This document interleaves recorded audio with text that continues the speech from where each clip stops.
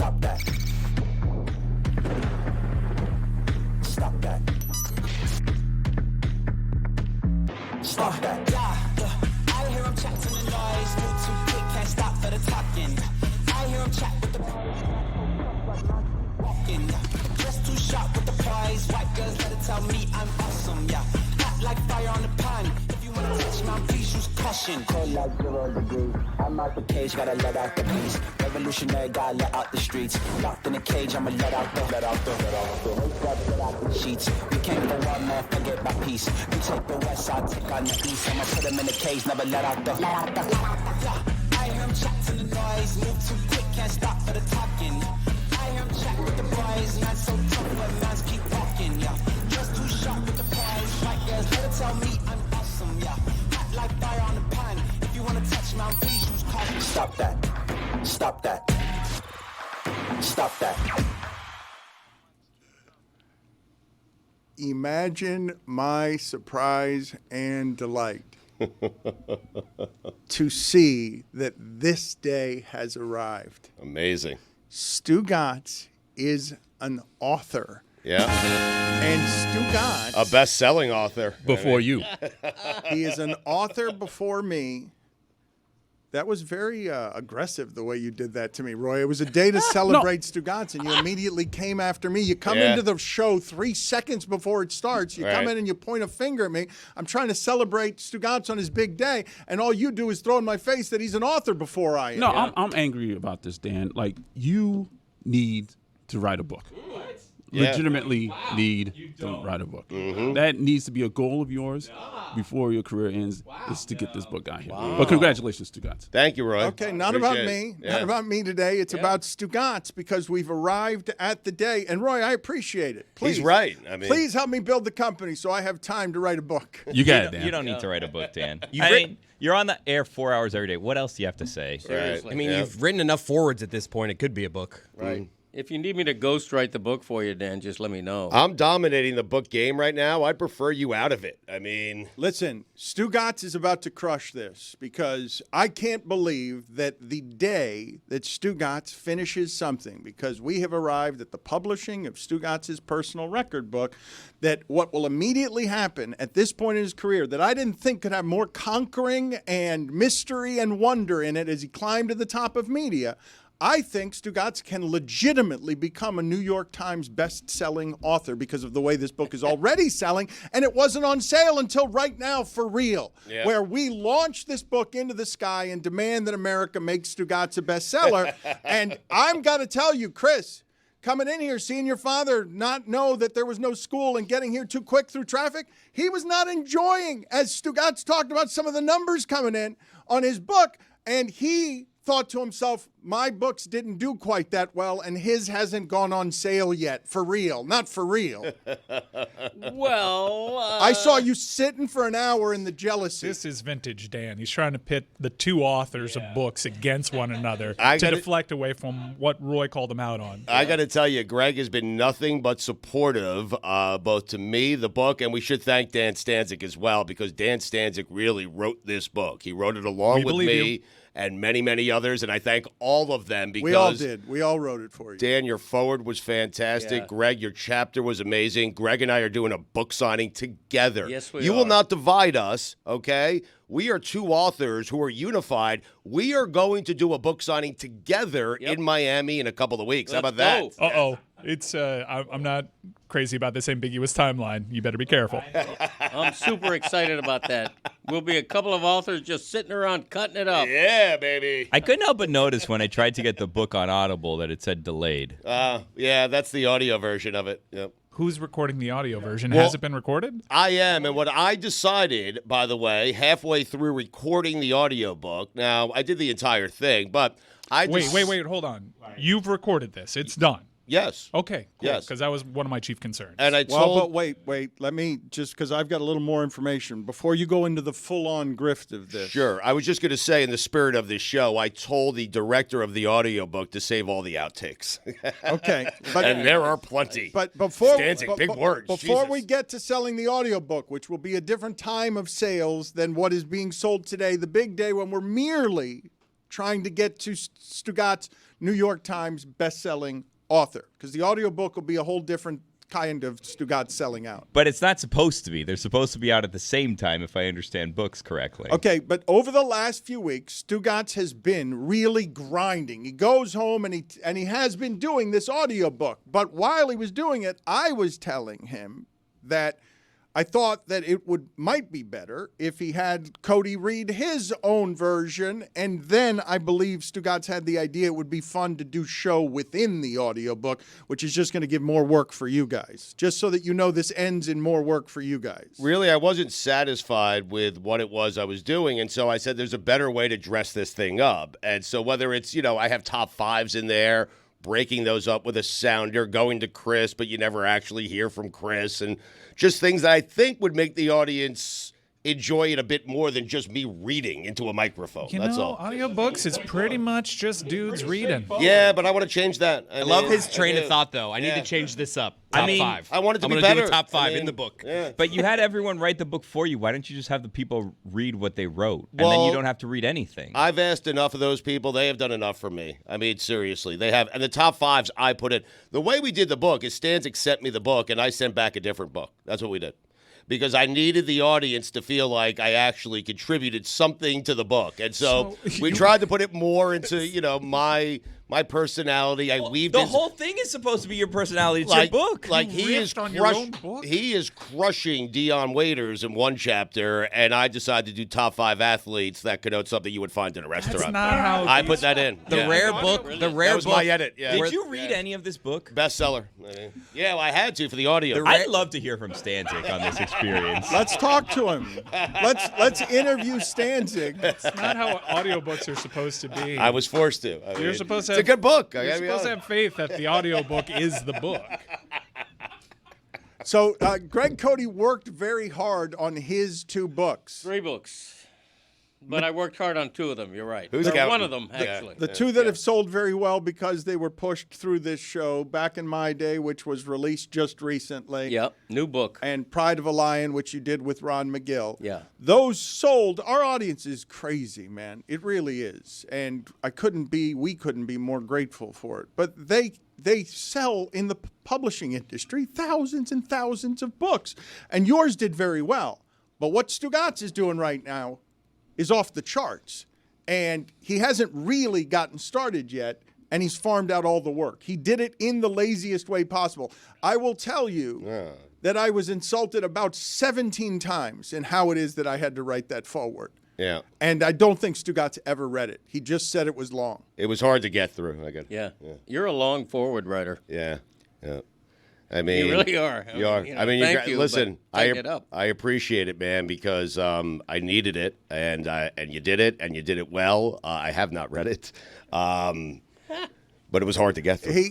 I got back edits from Stugotz. Billy, you'll love this. This is what I got back from Stanczyk. More of a toast than a roast. Well, yeah. After he had told me, just crush me. Yeah. So I'd already written something that was just crushing him. You crushed me. And then he doesn't read it, and I have to rewrite it. Because Stanczyk, I got instructions from I did Stugotz. some edits as well. How mean was it? Yeah. Well, I thought it was too mean. I was reaching out to Stugotz, who hadn't read it, and I'm saying, I think this is too mean. I don't think this is what should be at the front of this book. I think this needs to be softer, but you told me to crush you. It's a great way to receive a forward from a guy you've been doing a show with that you consider to be a friend for the last 20 years. He hands me something, and he says, make sure you read this. More importantly, make sure Abby's okay with this. I'm like, oh, boy. Oh, Dan, what did you do? I did what Stugotz assigned me to do after he asked Wilbon to do it, or after he asked me to get Wilbon to do it. Yeah, what happened with that? He ghosted me. Now he's ghosted both of us. You cost me that friendship, too. I'm sorry. No, you're not. No, I am. I don't want to cost Dan any friendships. I mean, if you lose a friendship with Wilbon, did you lose a friendship? Put it on the poll, please, Juju, at Le Batard Show. If you lose a friendship with Wilbon, did you really lose a friendship? At Le Batard Show. There is a ton to talk about today, and we will continue the launching of the book over the course of the day. But I am ready to announce something, Billy, that I think everyone here will be moved by, and it won't be hard to get Greg Cody to rally at my side and run into the breach. The Miami Dolphins are about to play a show-me-something game. Wow. And if they win that game on the road, I will allow everyone here to hope. I will stop forbidding hope, and I will simply allow everyone here to hope freely. And without encumbrance, you can hope that the Miami Dolphins, a 500 team, will do something in the playoffs. What if we're already hoping, though? Like, no, you're not allowed to hope yet. Until you give us permission. Until you win at Green Bay, because you got to show me something. Okay. Show you something. You got to show me. This is a show-me-something game. I like it, yes. You haven't beaten anybody. Yeah, well. This is better. I'm loving this. Whatever you're giving off right now about the Dolphins, I love it. Much Give better. me more of it. Yeah. No, man. Hope is a dangerous thing, Dan. Like, I don't think I can do it. Wow. I can't hope. In general or just Dolphins related? Just Dolphins related. Oh. No. It's too dangerous. Can't do it. Billy? Yes, Dan? I learned yesterday you need to be very careful when you're talking about the Dolphins. Dolphins fans are very mad at me. Very mad at me. It wasn't you who said analysis. it. It wasn't you who said it. I didn't say anything. It was that other voice that said it. It wasn't you who said it. Did you hear what the other voice said? The other voice said yesterday, I don't want to say it, but in these games, this is where Tua gets hurt late at night when everyone's watching. It wasn't Billy. It was another voice. Okay. Yeah. And people got mad at him because he was he was whispering, it's your subconscious talking, immoral football fan. I'm among you. I live among you. I'm watching a guy who is more at risk for a concussion than anyone in sports that we'll talk about.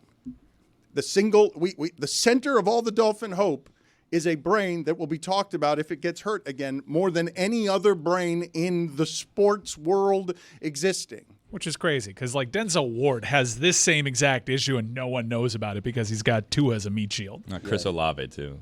Yeah, I mean, there's players in the NFL who've had 5, 6 concussions, but because they don't play a starting quarterback, we don't know about it. Tua played a completely healthy season just a year ago. It's fatalist thinking to go, well, but what if he gets hurt? Chiefs fan could say that about Patrick Mahomes. Imagine if Mahomes breaks a leg.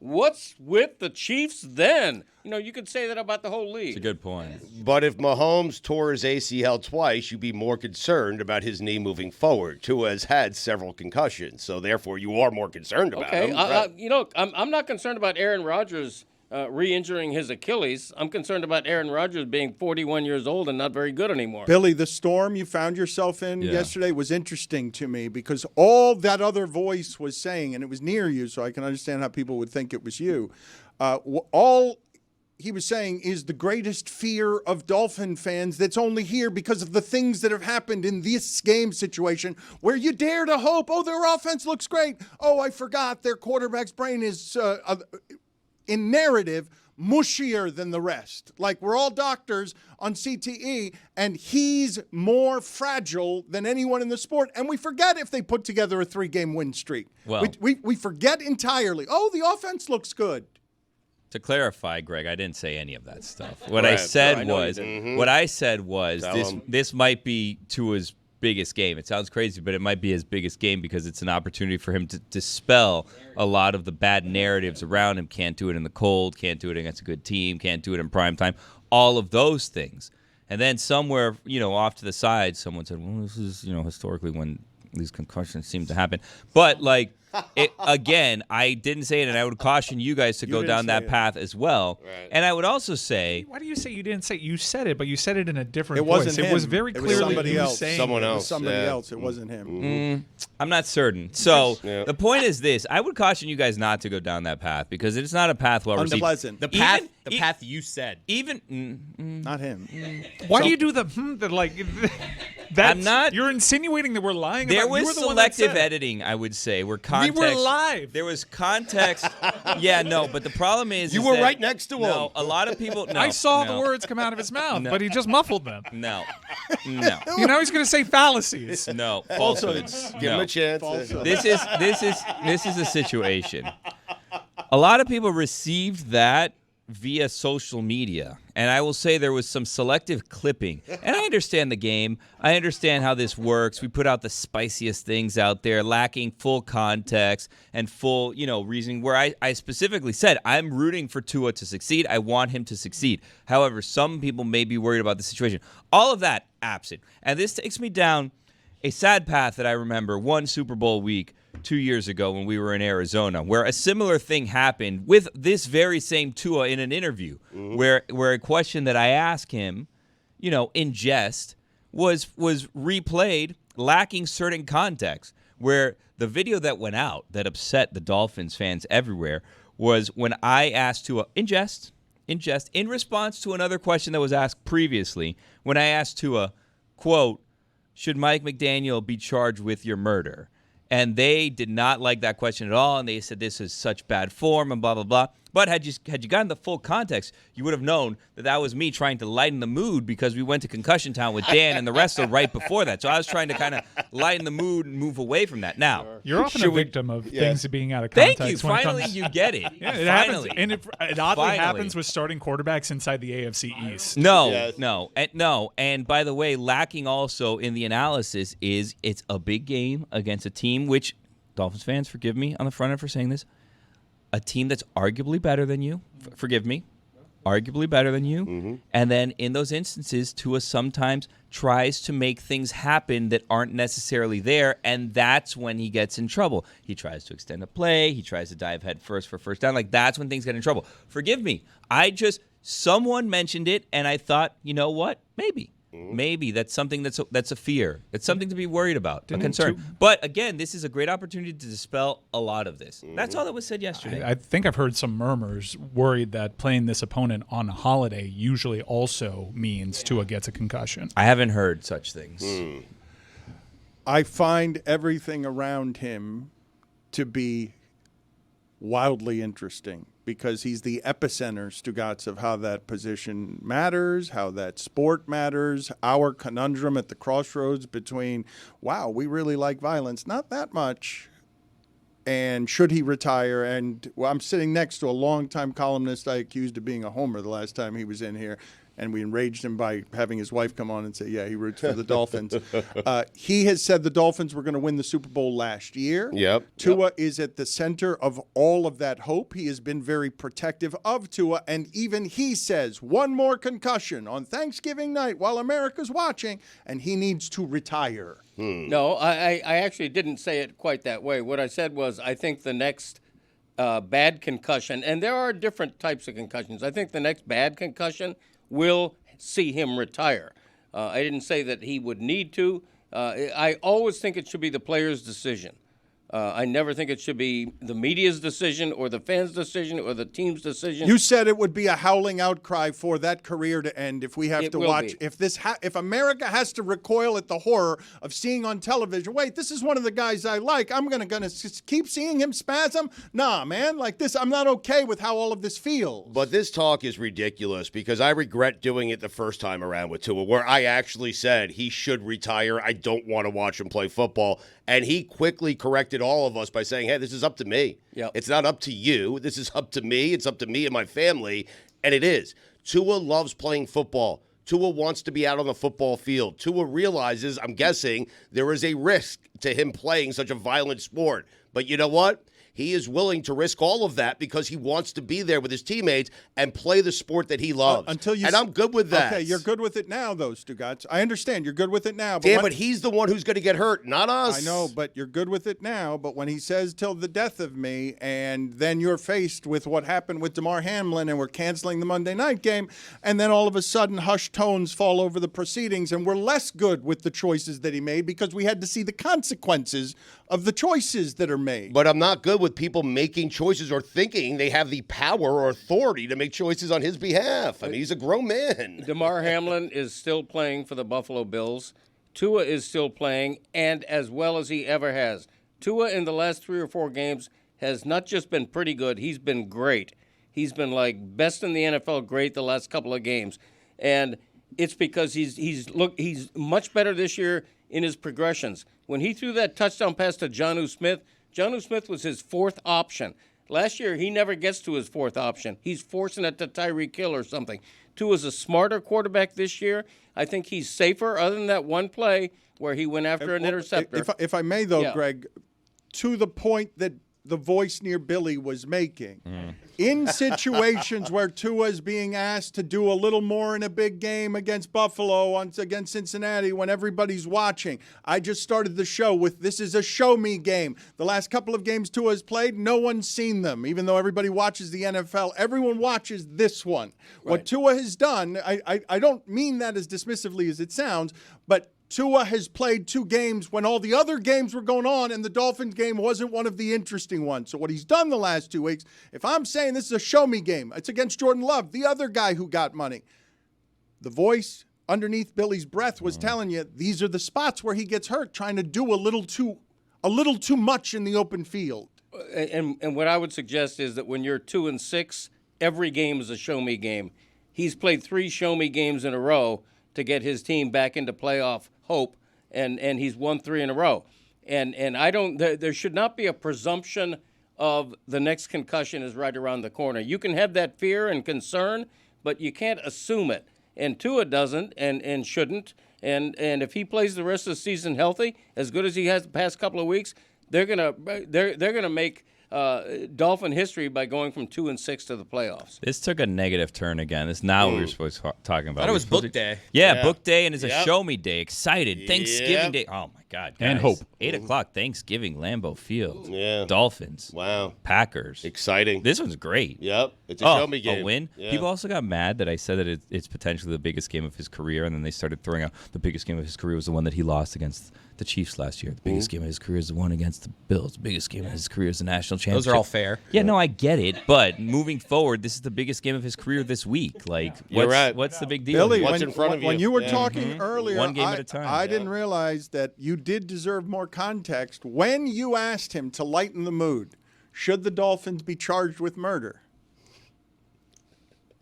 Yeah, that's the proper way to respond to that. That was an attempt to lighten the mood. It was a follow-up, Dan. After an interview that I derailed with terrible questions and you were trying to save, you fell on the sword on behalf of the show, and Dolphin fans were furious with you, even though all you were trying to do was, in that one instance, legitimately help. Yeah, I didn't know that they were that mad until I was sitting at the airport like 4 hours later. I was like, let me check my phone, see what's going on. I was like, oh no, oh no. Oh, Tua canceled all his interviews for the rest of the day after that one? Oh, no. I was like, no, guys, you don't understand. He signed my jersey after. He was okay. It was fine. He wasn't that mad. Guys, he canceled everything. I was like, oh. He canceled the entire tour. If you recall, though, we're fine because Tua does not remember that interview. We asked him. Doesn't remember. That's there the might fun have been reasons for CTE. that. That's the fun CTE.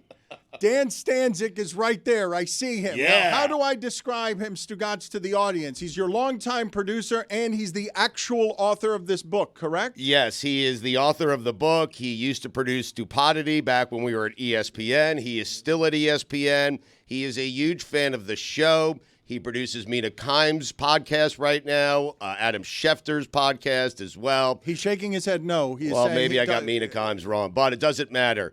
Our audience, because I am telling you right now, Dan, this book, I never wanted to write a book. Stanczyk loves our show so much, loves the characters so much, and he has a desire to write books. Stanczyk wrote this book, and audience, if you are enjoying today and enjoying the books and enjoying putting us on the New York Times bestseller list, and we're number 1 in a million different categories right now on Amazon, you have one person to thank, and that person is Dan Stanczyk. So it's more than that, though, because it was the hundreds of people that he recruited. Well, I did that. That was my contribution. All right. Yeah. Anyway, no, Stanczyk is shaking his head no. All right, Stanczyk, what is true and what is not true here about what he has already presented? What has he presented, Dan? I don't know. First time, long time. Great to be with you. Yeah. What he just original crew today. Said Love yes. it. You like that, right? Yes, the original crew. Big fan of the show. I told you, Dano. To sell the book that we will make a bestseller, the audience will make the bestseller. But tell us about the experience of doing this with Stugotz. You were shaking your head no, as if facts that weren't facts were coming out of his mouth. Well, he didn't reach out to the 20 people that contributed to the book. I think he gave me contact information for about 1 or 2 of them, but I did all of the reaching out to all of them. Greg included. Greg has the emails to prove it. Yeah, I do. Yeah. I can verify. Stugotz's people. Who made the initial ask, Stanczyk? Let's just start there. Who made the initial ask? Of Randy Scott and Field Yates, that was me. Yeah, that was you. Those two were definitely you. Yeah, because I knew they were going to say yes, and you said, "Hey, I'll just reach out to them and take some of the load off you." I appreciate that. I don't think Stugotz wants everyone to see just entirely how lazy he was during this, but I'm going to dig You guys probably shouldn't have me on then. Well, you reach out to Field Yates on Sunday mornings. I mean, Stanczyk, Stugotz came on here and he really did every day was talking about how tired he was from writing this book. And as far as I could tell, it's just because he had to do 3 meetings. There was a lot of meetings. I don't want to defend Stugotz too much, but he does deserve defense there. There were plenty of meetings. He was in a lot of those meetings, but he also had me in those meetings to provide the context that the publisher needed in those meetings. Yes. There was plenty of meetings. The work Stugotz has done has really been in the last few weeks, which is probably why some of the things are delayed. I would also like to say Stugotz has finally now read the book as he's been doing the audiobooks. So I was forced to. More information than he normally would be. You did a great job. How is it? Yeah, you did a great. It's great. I got to tell you, it's fantastic.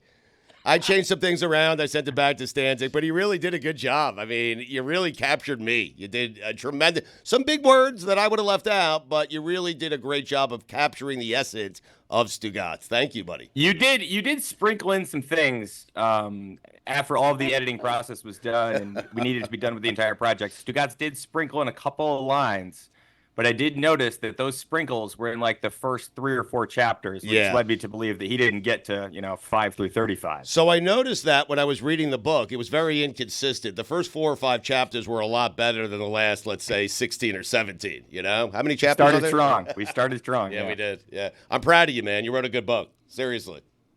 Thank you. It's holiday time bonus, maybe? What are we thinking here? You get bestseller? Is there a bestseller bonus? What do we get? I mean, I don't know. That will depend on sales of the book, right? I mean, it's all guaranteed money. I'm joking. Whatever I agree to with Stanczyk is what he gets. Maybe a little bonus. We'll see. For the kids. How does it feel being an author, Stanczyk? It's actually weird. I plan on going to a bookstore later today, and hopefully the book is there. I think that will be a pretty surreal moment. Not that people go to bookstores anymore, but anyone listening should buy the book. Yeah. It's great, honestly. It hasn't felt real. It still doesn't feel real, but like the books came, they're in my house, so like it is real. I'm sure the audience feels the same way. Stugotz has said a million things. He's had a million of ideas, and he hasn't executed many of them. This is one that was executed largely for him, but he did contribute. So I think this is a happy day for the audience. It's a Stugotz idea that has come to fruition for the audience. Yes. Something I was never going to do, honestly. I would never, anyone who knows me knows I am incapable for a number of different reasons for sitting down that long to write a book. It is never something I've had a desire to do until Mike Schur introduced me to this guy, Richard Abadi, okay, who was one of the great literary agents in America. And then he called me 2 hours later with an offer from Random House. And oh my God, did my tone change in terms of wanting to write a book? I got an offer. Yeah, that would do it. Yes, if we were to rank the reasons why this book happened or why you wanted to do the book, I think money is probably number 1. I would say the audience is number 1, money is number 2, audience. Stanczyk is number 3, and money is number 4, 5, 6, 7, 8, 9, 10. How about that? I mean, is that fair? Stanczyk, I wanted to do this for the audience, and it was never going to get done unless you did it. So absolutely, those are the yes, I don't think you're lying at all there. Right. I just think money is probably number 1. The audience is probably number 2. But yeah, there is some good nature there. Yeah, money 1, audience 2. You're right. Well, the fact that you all attracted Random House, a major, elite NFL sports level publishing house, is amazing, and that's why when you go into that bookstore, Stanczyk, chances are pretty good you might actually see the book. A cautionary tale, though, when Pride of a Lion first came out, I was all thrilled. The day it came out, oh no! I run to my local Barnes & Noble. I'm envisioning a big display, not just the book somewhere on a shelf. I'm envisioning a big display, nowhere to be found. They never carried the book. So, but I think it's going to be different with a Random House product. This is where the jealousy comes in. Mango Publishing's fine. You guys thought I was making this up. Everybody here thought I was being negative, and I was pitting people against each other. Okay. I'm just saying, Random House is the NFL. I have a beautiful local publisher called Mango Publishing. I love Mango. Wonderful local publisher. I love Mango, but it's not the NFL. Random House is. Mm-hmm. and even Mango would So that's the only reason that Stugotz's book is more successful than yours. I was given a note, and I'm wondering if you guys can confirm or deny this. I was told that you were asked specifically to stop saying this is going to be a New York Times bestseller. Is this so?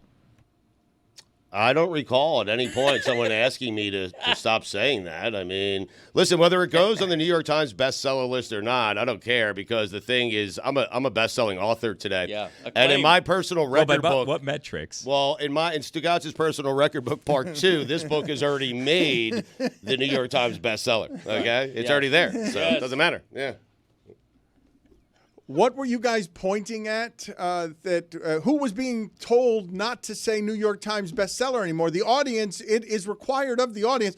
Again, Chris, not helpful to continue to point at a screen. Who's telling you that we shouldn't be saying New York Times bestseller? Stugotz denied it. I wanted to hear Stanczyk's opinion on that.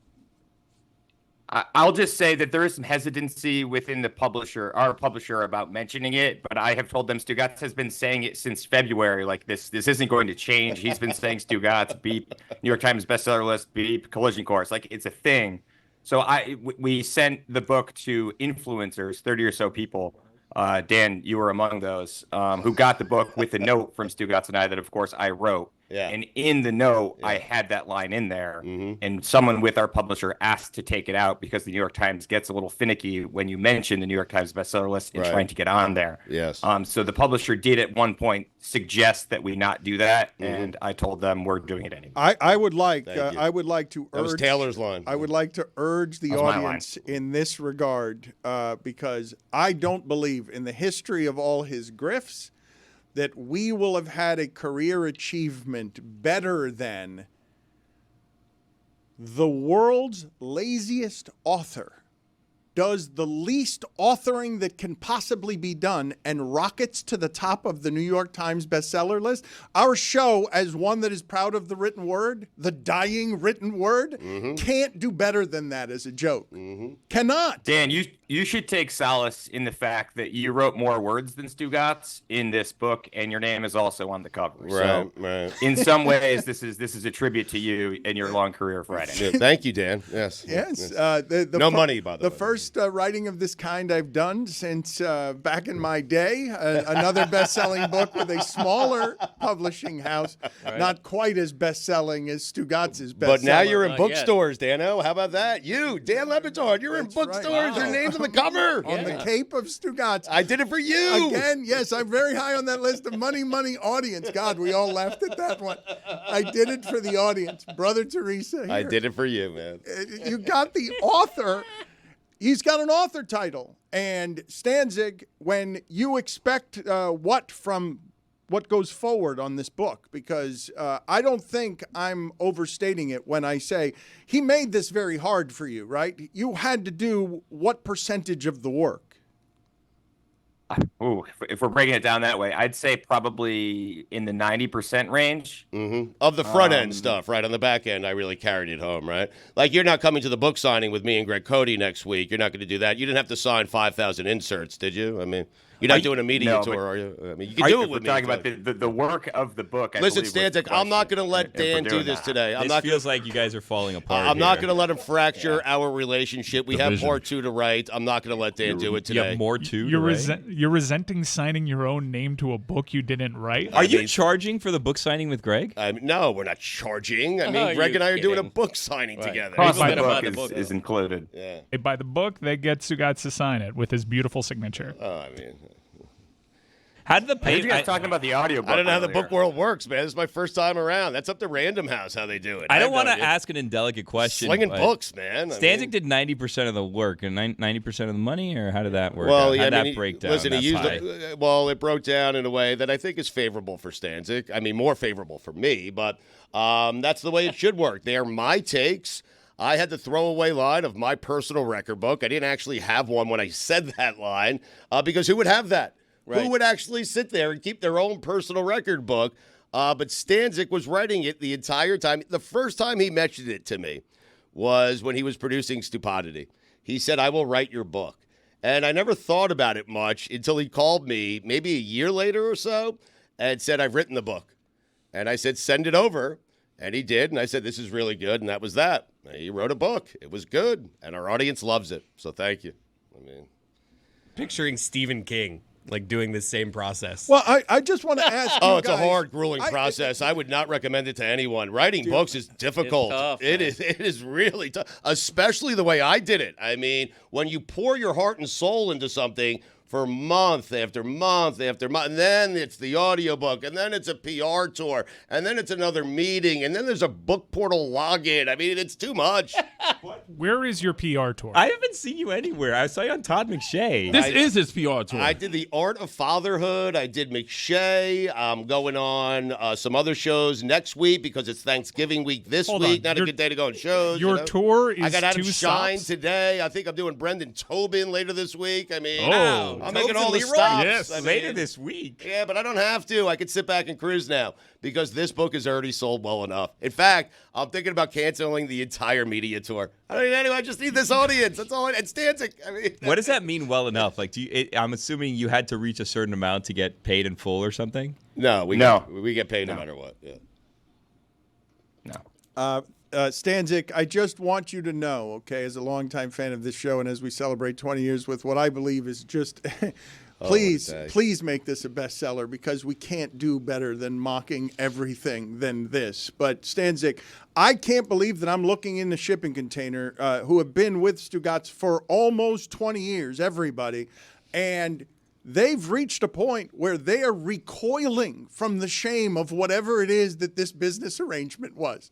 I'm looking in the room, and all of them are afraid to ask you a question because the answer might be a little too real. Like, I want the help of the group to do this with you, and they won't do it with me. Some of them may know better, Dan. Yeah. Yeah. You're recoiling. I feel shame in the other room. I can't believe you guys are still capable of shame when this is the creature we're in love with. Well, I just would have thought with the finished product, now's when Stugotz shows up. You know, the bright lights are on. He's there to take all the credit, which seemingly is within his character or lack thereof. But he's too lazy to even take an unjust amount of credit for this because he doesn't want to do the PR tour. Well, no, I don't want to do that to Stanczyk. It's our day. Oh, really? Yes. Oh, God. Yes, I don't want to do that to Dan Stanczyk. Dan's Listen, Dan, tackling. this is a dream. Chicken thigh. I deserve that. I deserve it. I hate those chickens, man. I hate them. I hate them. I hate the chickens. Thanks for joining us, Stanczyk.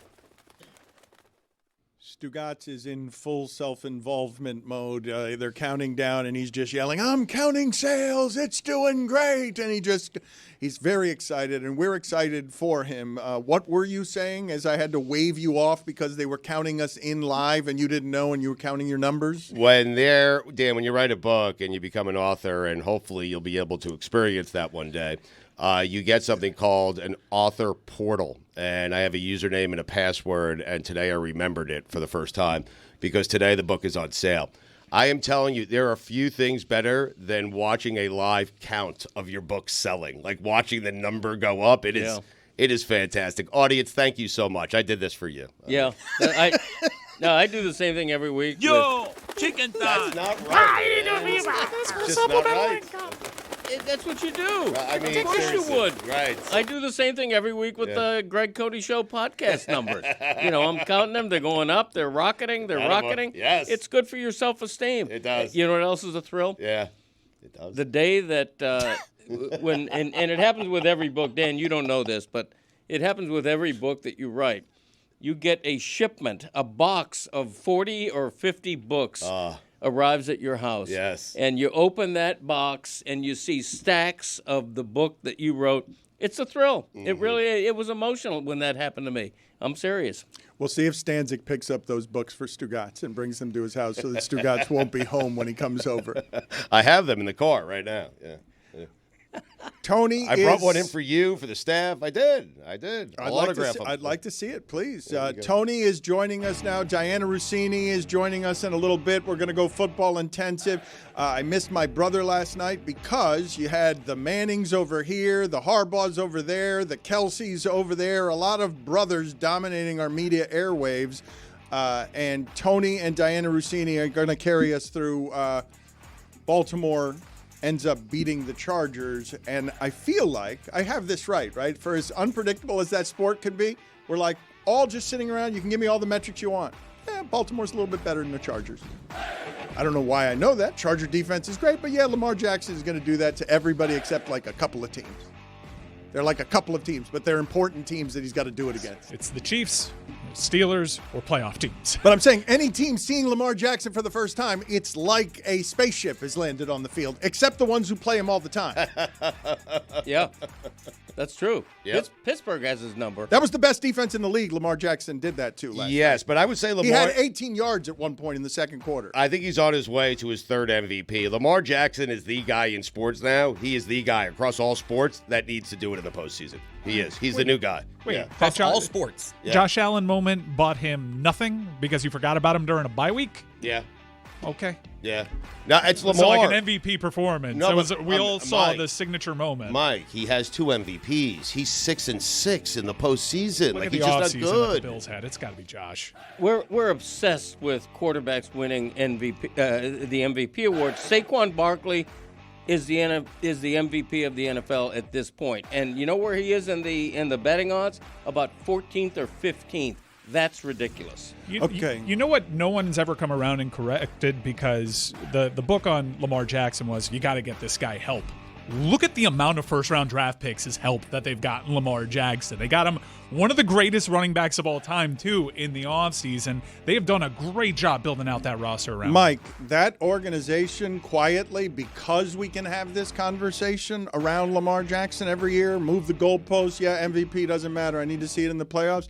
Quietly, the Ravens, one of the best-run organizations in all of sports, but had the misfortune of playing when the Patriots were grabbing so many of the championships, and we're changing the entire shifting culture into, man, third place, you're a loser. If you're third best, even if you're third best for 15 years with different quarterbacks, loser.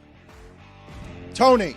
Oh, yeah. Where are you? You're standing somewhere, and I don't recognize it. Are you on the highest hill in all of South Florida?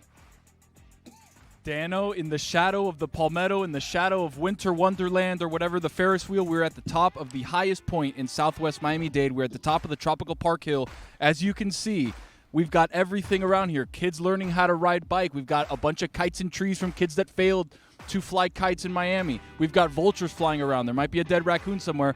I am feeling extremely grateful to show you guys one of the hidden gems of our city, the Tropical Park Hill, Dan. And right there is where John Ruiz's stadium is going to be, right behind Tony. Right over my right shoulder, right over there. Billy, weren't you supposed to, as a grid of death punishment 6 years ago, supposed to run to the highest point in South Florida? I've never seen video of that. Did you ever pay that punishment? Well, I mean, I've done it many a times. They asked me to do it this morning because he was going to be there. But they said get there at 9, and I was like, the show needs me. I can't just be here at 9 and show up to the show at 10:30 after I finish doing that. So we're going to get to it at a later date, TBD. Well, it's 6 years old. All yeah, right. well, I mean, what do you want me to do? You want me to just miss the show today to go run up the highest point? It'll take all day. I want you to pay your penalties within 6 years. He's getting to it. I'm trying. Tony, OLI. Dano, first I want to say that Tony's Top 5 is presented by DoorDash. Get all your game day faves delivered. Head to DraftKings.com/DoorDash to play for free. Restrictions apply. Void where prohibited. Dan, we're going to start off, like you said, in the OLI. It's Thanksgiving week. And what I wanted to do as part of the OLI is to stop and appreciate the football we had on Sunday with 4 incredible games that went down to the wire. Dan, we're going to be missing this in June. So I wanted to give a shout. I wanted to give flowers to the NFL for providing incredible games going into Thanksgiving. Which is it? Are you Dan. shouting or are you giving them flowers? Are you doing both? Are you shouting them out while giving them flowers? Yeah, I'm shouting out because they're kind of far away, so I'm shouting out here. Okay. As I extend the flowers. I get it, yeah. Kind of a 2-in-1 there. How high are you? Oh, look, talk to that guy. You want to Very. interview that guy? Look, there a jogger just went by. Somebody, look at these mountain climbers. Oh, look at wow. them. Oh, yes. wow. Look at me, Louie. Guys having a good workout? Jeez. Good workout? Yeah. Yeah. So Dan, if you look over behind me, there's some kids that are going to struggle mightily to try and get their little bikes up this rocky terrain because there's actually no grass there. It's straight gravel. I think a bee just flew in my mouth. Excuse me. But Wow. it's going to be tough. B. Yeah. It's high up here. They're pollinating all the flowers and little things that very are high. around. No hive around. Okay. OLI. There's some vultures in the back over there, too. You've mentioned that. Do you smell the raccoon? Is there a dead raccoon? You smell the raccoon? There might be. There's obviously being upwind. We smell something, and they're circling above me, so I'm going to try and make this fast. Keep moving. Maybe it might be me, Dan, that they're trying to be, they're Look, trying those to be kids interested. couldn't make it All right, up the last hill. of the Look at those OLIs. little lazy bums. Yeah. They made it, though. Nah, you made it, but He's got an electric bike, man. You got to ride up Oh. on the bike. Come on. Oh, look, they're helping. He's helping Let's them. not I zoom love in on that. the kids, please. Hell Thank yeah. you. All right. That's a good job by that kid. Good job, by guys. the executive Good job, producer. yeah. That's a team. Good job by that kid, Cody's kid. Team players. All right, last of the OLIs. It was a beautiful Disney Channel moment for Bryce Young on Sunday. He lost. Reason why I say Disney Channel? Yeah, but it's a Disney Channel moment, Dan. The reason why is because Bryce Young is the kid that nobody wanted on their high school football team. All of a sudden, the star quarterback gets injured. He gets thrown in. He's playing the big bad team from across the city.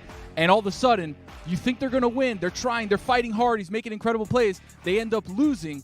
But we all know the heartwarming story of you never give up and you always fight till the end. And that was a beautiful Disney Channel moment for Bryce Young. He was the number 1 draft pick. Ooh, the kids made it down the hill, by the way. Yeah. Nice. You got to roll down the hill. That's what we used to do as kids at the Tropical Park Hill. You roll down sideways. Get dizzy. I'm not going to lie. I expected more from this hill. You guys really built this thing up. Yeah. No, you're not seeing it. You're seeing it from the top. Okay. It's a lame hill. Yeah, I'm at the top, Chris. Those trees behind him are probably 1,000 feet down. Yeah, those trees are probably like 150 feet tall. If Jay Leno fell off of this Exactly. thing, he wouldn't live to tell the tale. Se muere. No, se muere, se muere. Number 5. Yes. Number 5. Jaden Daniels' new nickname, Dan. The Magician. Do you know why? I don't know why. What? Because he makes victories disappear? He always seems to pull a rabbit out of a hat when the commies need it most. They lost. What? He didn't do. Just always does. But he didn't a at dead the I end. mean, they lost because of the long snapper. The long snapper threw a pass back down, snap. The holder tried to do his best. Siebert missed it by a mile. Jaden Daniels at the 6-yard line threw a 94-yard pass to Terry McLaurin for the game-tying touchdown. But a game what they do you mean, never no? should He have threw been like behind it. He threw like a 12-yard pass to Terry McLaurin, who did all the work. Tony, how can you celebrate Jaden Daniels after that particular game, losing that game? How does that get into your top 5? The Magician, Dan, always pulls a rabbit out of the hat. Okay. Somehow, some way. Okay. He just But always does except it. the last The Hail time. Mary, that pass. Greg, Well, the last time, look, if I remember correctly, was the Hail Cody, Mary. veteran that's what I football remember. guy Greg Cody hates that as an observation. I mean, pick a game when he's actually the hero in a nice victory. I mean, come on. The Hail Mary. Exactly right. Number 4. Thank you. Number 4. Stugotz is going to love this one. Baker is the Al Horford of the NFL. Yeah, He's got nice. the trifecta. Guts, guile, Yep. moxie. If you give me 11 Baker Mayfields across the field, Terrible team. I'm winning that football game. My God, I'm you're winning getting that football crushed game. in the trenches. 11 You're quarterbacks. going to get bulldozed. Did you see the Baker Mayfield block 30 yards downfield? Did you see Exactly it? right. Second time he's done that. It's crazy. 56 yards. Yes. And I will Exactly remind you, right. The Al Horford of the NFL. I will remind you, he's got experience. He was running scout team DN for the Carolina Panthers. I think I'd put him like at Exactly 2 right. spots on the field. Like quarterback and maybe tight Your ends. defensive line is getting bulldozed if you've got Slowest 4 receivers, Baker too. Mayfields. Yeah, but the vibes are going to be immaculate. Exactly right. Zins are going to be overflowing, boys. Number 3. There's the guy we were promised. Caleb Williams special on Sunday. Dan, did you see the throw to DJ Moore over 2 safeties to force overtime? Do you have any winners in your list of top 5s? Like Well, anybody who won a football game this weekend? Baker. First off, yeah, Baker won. Thank you, Mike. It's your list, Tony. But That's Caleb it. Williams, thank you. He made 4 plays that were incredible plays. Did you see him roll out of the pocket, jump over a guy, throw the ball 45 yards down the field over the shoulder to DeAndre Swift? Did you see that play, Dan? Yes. He Did made you? 4 plays. Okay, game-winning play. That's a winning play. How about the one where he was in the pocket, muddy pocket, broke down, jumped over a defender, and then got a first down? Winning play It's right not there. a game-winning Another play. winning None play. of them were winning plays. Because they lost. They're winning plays in my book. Your personal record book. You're Don't no, encourage but him. you're talking about results. You're talking about results. I'm talking about the process, man. The pass over the middle to DJ Moore was an absolute laser. It had mustard. It was. I don't know if you guys will get that reference. It was a great throw. I don't know if you guys will get that reference, but somebody will. Thank you. Okay, perfect. Number 2. Saquon Barkley is on pace for the greatest statistical season in running back history and is making it look easy week in and week out. He should win the MVP. Thank you. He should win the MVP, but he won't because we love quarterbacks, Dan. That was Greg Cody's take earlier. Nothing to say. No love. No. Yeah, I heard it. Yeah, I was here. sorry, I was here at the top of the hill climbing for 40 minutes. It's cool. I was at the top of the hill climbing. for 40 did we minutes. keep you waiting? Sorry, we were doing a show. Yeah. Apologies. It's okay. No, it's all good. It's all good. Number 1. Yeah. Brock Purdy. Congratulations on the 2024 NFL MVP. It's all yours, buddy. Dan, your buddy Charles Barkley talks about bus drivers and bus passengers. When did we figure out? I think it was on Sunday that Brock Purdy, bus driver for the 49ers. We thought it was all the weapons. We thought it was Debo. We thought it was Christian McCaffrey. We thought it was Trent Williams. We got a coach that's great in Shanahan. It's incredible. Everything's great until you sub in Brandon Allen and you're like, ooh, that looks terrible. Why? Oh, maybe Brock Purdy might be the MVP of the league. Who knows? Dano, that's Tony's top 5 from the top of the tropical Park Hill, the hidden gem of South Florida, right here, where families come to enjoy, vultures come to scavenge. All you want, all you need right here at the TP. Thank you, Tony. We appreciate it. A celebration of losers there with the 49ers at the end. What he says of Saquon, I don't really want to do that show, but can you explain to me as a group why it is that Tony and Greg, and every time I look up at any of the NFL programming, they're arguing who should be the MVP of the league every week for the last couple of weeks of programming. And why can't we just say that there are 5 or 6 really valuable players? Well, you can't do that. You have to pick someone. That's the job. It comes with the territory. It can't be Saquon Barkley. I'm sorry. The Eagles made the playoffs the 3 years prior to getting Saquon Barkley. The Eagles made it to a Super Bowl without Saquon Barkley. The Giants would be no better with Saquon Barkley. It has to go to a quarterback because that position is simply the most important position in sports, period. If I may hold up a stat to counter-argue, getting 200-plus touches, no one has had this yards per carry outside of Jamal Charles and Jim Brown in NFL history so far. His yards per carry is insane when you consider his output. He's having an insane season. I'm not doubting that or questioning that. I'm just saying the Eagles were good before he got there. They were a play away from winning a Super Bowl without him. And they were also figured out, and he's provided them a much-needed extra dimension because they didn't have much if they didn't get that from Saquon Barkley. Okay, but they got there with Miles Sanders, who's playing in Carolina and doing nothing team. now. Different team. They've been figured out. Yeah, they've won 7 in a row now. I think other than Detroit, I think they may be the best team in the league. It's a refreshing season when Patrick Mahomes is not given the MVP award. I don't think he's even in the top 10. This is an extraordinary season for Saquon Barkley. He could rush for 2,000 yards. I'm just saying, if you have a season where he's doing that and you don't have a quarterback having that extraordinary season, and you can make an argument for Josh Allen or whoever you want, I think it's absurd that he's 15th in the betting odds. That's all I'm saying. I'm not saying he should win. He's an automatic guy, but give him his respect. Let's do this here. Dianna Russini is on with us. She is married to a lunatic Eagles fan. And if that lunatic Eagles fan were listening right now, he would say to us, hey, you guys do realize you guys have been talking a lot about the 49ers skill guys for a long time. But she told us about 5 weeks ago when people were questioning this, hey, the Eagles are obviously one of the good teams in the league. Whether you think they've figured out Jalen Hurts, whether you believe in Jalen Hurts or not, whether you believe Jalen Hurts is Brock Purdy, those skill guys are crazy. Those wide receivers are crazy. And you add Saquon Barkley to that. I'm talking about when I say crazy, I'm like, I know Goddard's not Kittle, but I wouldn't want to try and be covering that dude. Like, I don't know how they've got one of those mutant tight ends, and they don't need him very much because their other skill guys are so good, and now they've got a running back that has made the entire Giants organization collapse in his wake. The whole thing fell into the sewer the moment that he left, and we watched on television on Hard Knocks how they got rid of Saquon Barkley, trying to save dollars and coupons over here as you lose your locker room because they're saying, why'd you guys pay Daniel Jones before you paid this guy? We know the freak he is. The problem with the Giants is it's not letting Saquon go. Again, they weren't very good with him, and the team wouldn't be any good with him this year. It's who they let him go to. That is the problem. Letting him go to Philadelphia is the problem for the Giants. My point is, though, where we talk about the 49ers for the last 5 years and talk about Trent Williams, that offensive line has been the best unit in the sport for many years now. And so you put all of those skill guys behind that offensive line, and Dianna, your husband has a lot of reasons to be happy because he knows how good his football team is. Yeah, things are good over here, especially with that offensive line in Philly. You make a good point because I thought that they would regress without Jason Kelce. That was the biggest storyline about Philadelphia headed into the season of how would Jeff Stoutland, the offensive line coach, figure out a way to make this team good.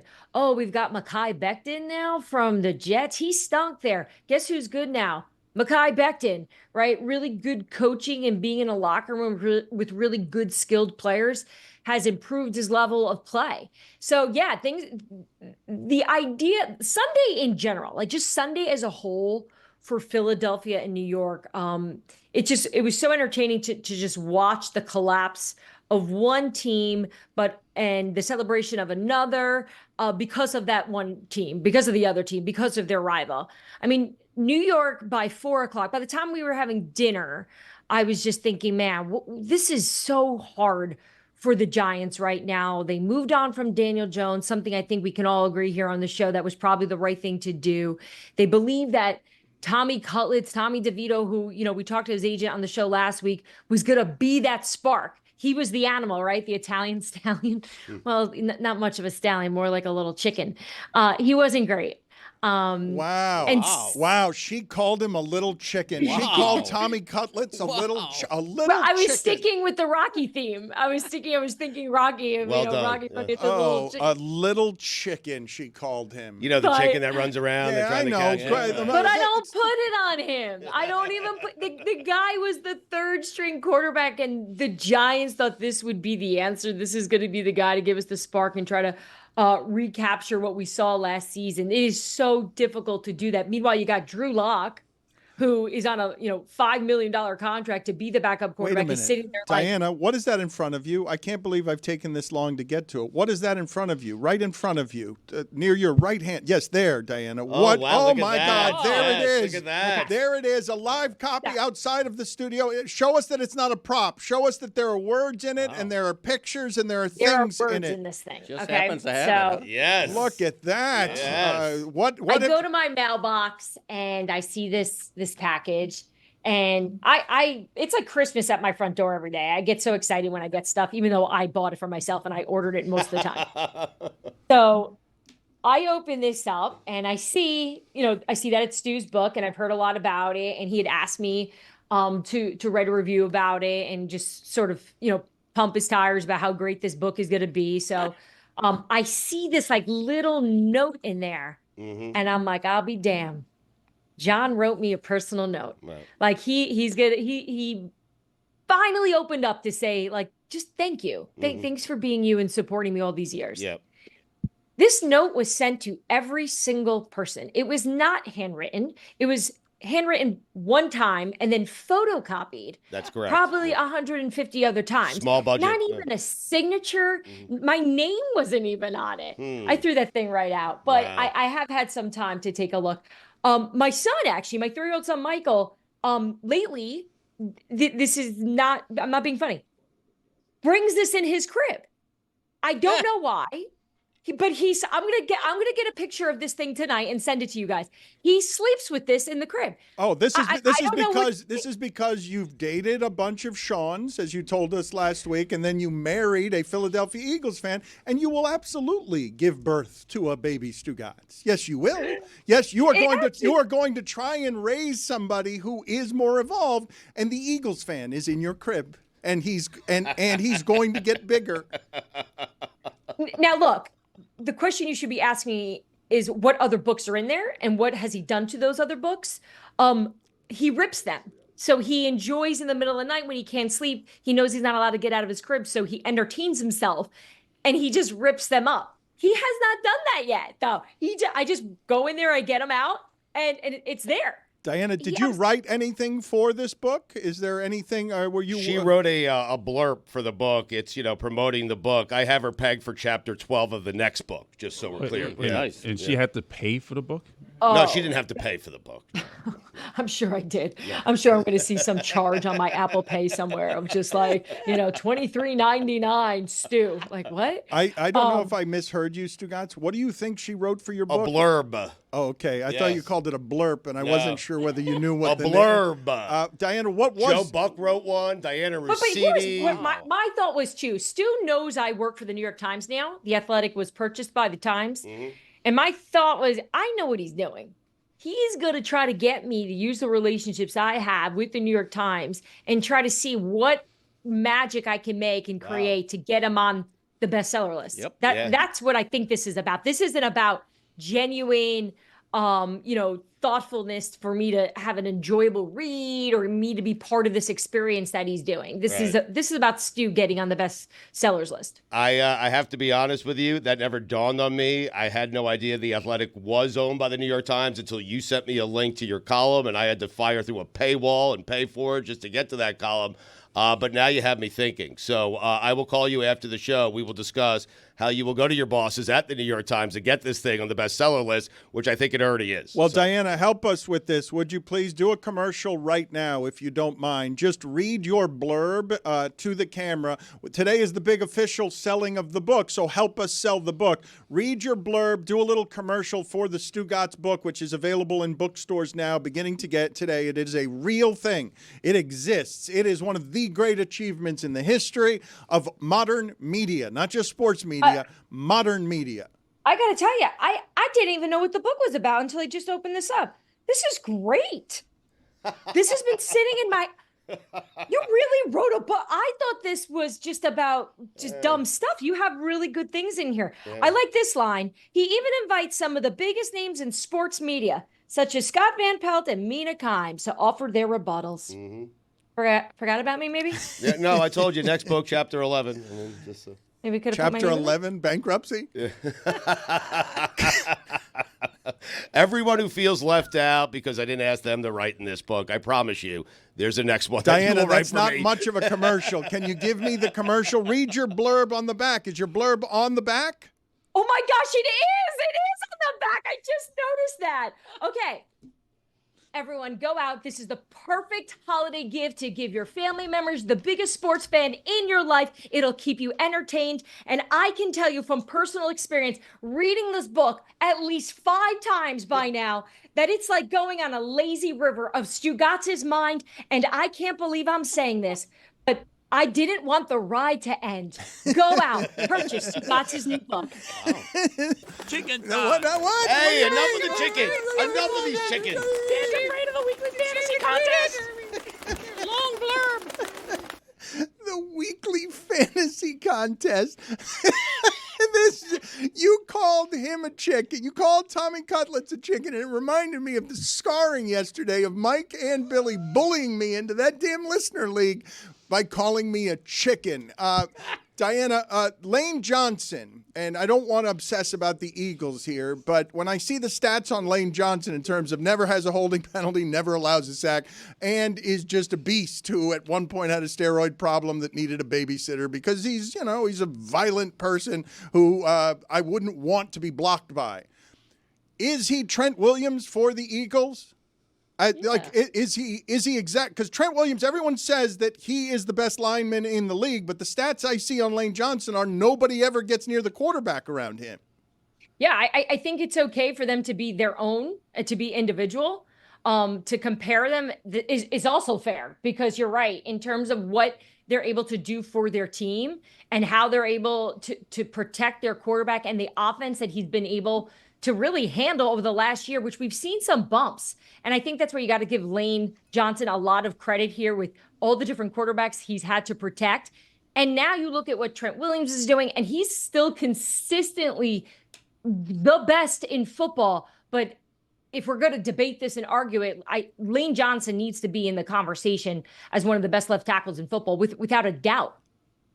Dianna, the Jets found a way to lose the bye week, it would seem, and there seemed to be some residual stories that sprouted out of this story that came out earlier in the week about Woody Johnson saying perhaps at one point in the season arguing to bench Aaron Rodgers. What's going on out there? How does this story end? Yeah, let's go backwards a little bit. So remember, they play the Denver Broncos end of September. It's that rainy day at MetLife Field. And Bo Nix stinks too. He's got like 60 yards passing. But Aaron Rodgers isn't that great either. And everyone panics after that game, right? They lose to a rookie quarterback at home. What are we going to do? So the next day is essentially the meeting of the minds. Every important person with the New York Jets organization, including the coaching staff, met with ownership. And they sat and they just each individually had to go and explain to the room what they are doing to improve this team, how their units are going to get better over the next few weeks. And Woody Johnson has a tendency to blurt out ideas and things that are often read as suggestions, as things that he wants the team under him to do. So he said, well, we should bench Aaron Rodgers. Now, people in that room that are close to Woody Johnson have shared that he was saying that in jest. Bench Aaron Rodgers to get a reaction out of the room. The coaching staff took that seriously, as the owner of the Jets wants us to bench the guy that we moved mountains for to make happy and to get here in New York.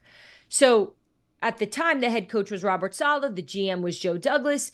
Nathaniel Hackett was the offensive coordinator at the time. And they essentially were able to have a conversation with Woody to say, this is not what we're going to do. This isn't right. One coach even laughed and questioned, is he being serious right now? So after that, Robert Saleh got fired a week later. From what I understand, one had nothing to do with the other. It's not like Woody fired Robert Saleh because he did not listen to that suggestion the week prior. But now here we are. They're coming off the bye. Obviously, Joe Douglas is out. Robert Saleh is out. Interim head coach Jeff Ulbrich spoke to the media yesterday, and he said that Aaron Rodgers is going to start against the Seattle Seahawks this weekend at MetLife Stadium. But there's a lot of conversations being had right now around the league about what the Jets are going to do in regards to Aaron Rodgers.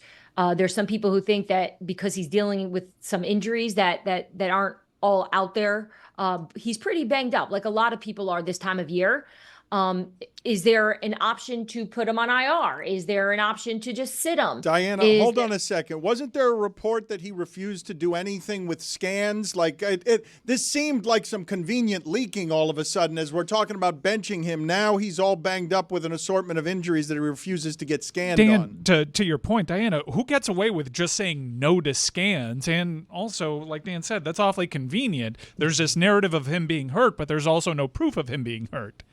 Yeah, I had heard all season that he was banged up. Everyone was telling me about this. But you're right. Nothing has been formal or on the injury report or even spoken about from the New York Jets about what Rodgers has been dealing with. And look, I look at it as a bit like when you're going through a breakup, it's a little bit of a chase of who's going to get there first to say that I want it out first. That's the way it feels to me at this point, because I think the Jets are ready to move on from this chapter. I think Aaron Rodgers is ready to move on from this chapter. He wants to keep playing. I just don't believe that Aaron Rodgers wants to play for the New York Jets. And the New York Jets are now in a position where they're hiring, former GM Mike Tannenbaum to come in to, they're essentially going in the past to improve their future here, and they're going to try to figure out. That part's funny to get Rick Spielman and Tannenbaum. To hire Rex Ryan. The two failed Dolphin guys. No, they so should hire Rex Ryan. Dan, you'll love this because you get annoyed with me about this stuff as well. So I write a Saturday morning column that you guys always read every morning. Thank you so much for all the feedback on it. Every Saturday, not every morning. It's not every morning. Yeah. I wish it were every morning. Oh, I no time for that. I do write a newsletter every morning. You should subscribe to it. It's for free. It just gives you everything you need to know around the league. But Saturday morning, I read a What I'm Hearing column at The Athletic. It publishes around 10 a.m. And this past week, I wrote about Rex Ryan's very public campaign to be the next head coach of the Jets, which good for him. He knows where the bodies are buried. This is somebody who believes in what he can do. He knows what this team needs. But I looked at it as somebody that has watched his organization for the last 20 years, never seemed to have the answer. And I suggested if you're going to go back and retread, get Eric Mangini. The guy drafted Hall of Famers, Darrell Revis, DeBerkshire Ferguson. Like there's so many players that he was able to find. I know we laugh at that like, man, genius error. But when you look back at it, a lot of the success the Jets had with Rex Ryan came from the building blocks of what Eric Mangini was doing back then. So I make this suggestion. Well. Headline, Fox yesterday, Eric Mangini, candidate, New York Jets. And he's on the show and they're asking him, do you want to be the head coach of the New York Jets? And you see it in his face like, I mean, what? Yeah, but what? And he actually had a great reaction live on the air. He was like, of course, because the way it works in the coaching cycle, when you buy a house, you get fired. When you sell a house, you get hired. And he had just sold his house in New Jersey that he bought when he was the head coach of the Jets. That's how bad the market has been. He finally was able to get it sold. So it was a great lesson of just people don't read. People read what they want to read. And I do think the Jets, unfortunately, have been such a circus of dysfunction that I could have said Bob the Builder was going to be the highest recommendation coming out of Mike Tannenbaum's mouth, and people would debate if Bob the Builder could do a better job. Dianna, you should float out there in a newsletter or in one of your columns that Adam Gase is interested. Please do and it. see if that gets any traction, So because he's still available. When Tannenbaum got hired, I started to see some of that. And Billy, you're the perfect person to talk to about getting misrepresented in the spicy clips that our shows like to do. I know what they did to you. It's dirty. Terrible. And a crime. I'm asking you guys, what is the answer, right? Credibility is my currency. It is all I have. So if I get misquoted, misrepresented, because somebody else didn't read it the right way, do you respond? Do you just put out your article? Like, I don't know what the right thing to do. I try to be the bigger person, Dianna. Which is? I just let it go. You know, I let my reputation speak for itself, and then everyone else will figure it out. Yes. Let the work speak for itself. That's it. You don't God bless football, the award-winning God bless football. You guys did it to me too, though. You did it to me 2 weeks ago. Them on it. Remember we talked about Daniel Jones, and I said this was before the players came back in the building. I said, look, there are some hard conversations being had right now about possibly sticking with him, which was the truth, right? All I said was it was being discussed, that it was an option. We clipped you. Right? Our social media people, they're assassins. They traffic. They did. They clipped you. By the knee. Yes, that's right. I see the comments. Assholes. Bro, yes. Rossini went on Levitard saying Daniel Jones is going to start. That's right. Hate you guys. Assholes. Social media assholes. Thank you, Dianna. Good seeing you. Oh, I'm sorry. Billy's got something else. Yeah, Dianna, why is Mike Vrabel still out there? Is he just kind of waiting for the offseason? Is no one reaching out to him? Because, like, everyone mentions his name every time there's a firing, but it doesn't seem to be getting any traction yet.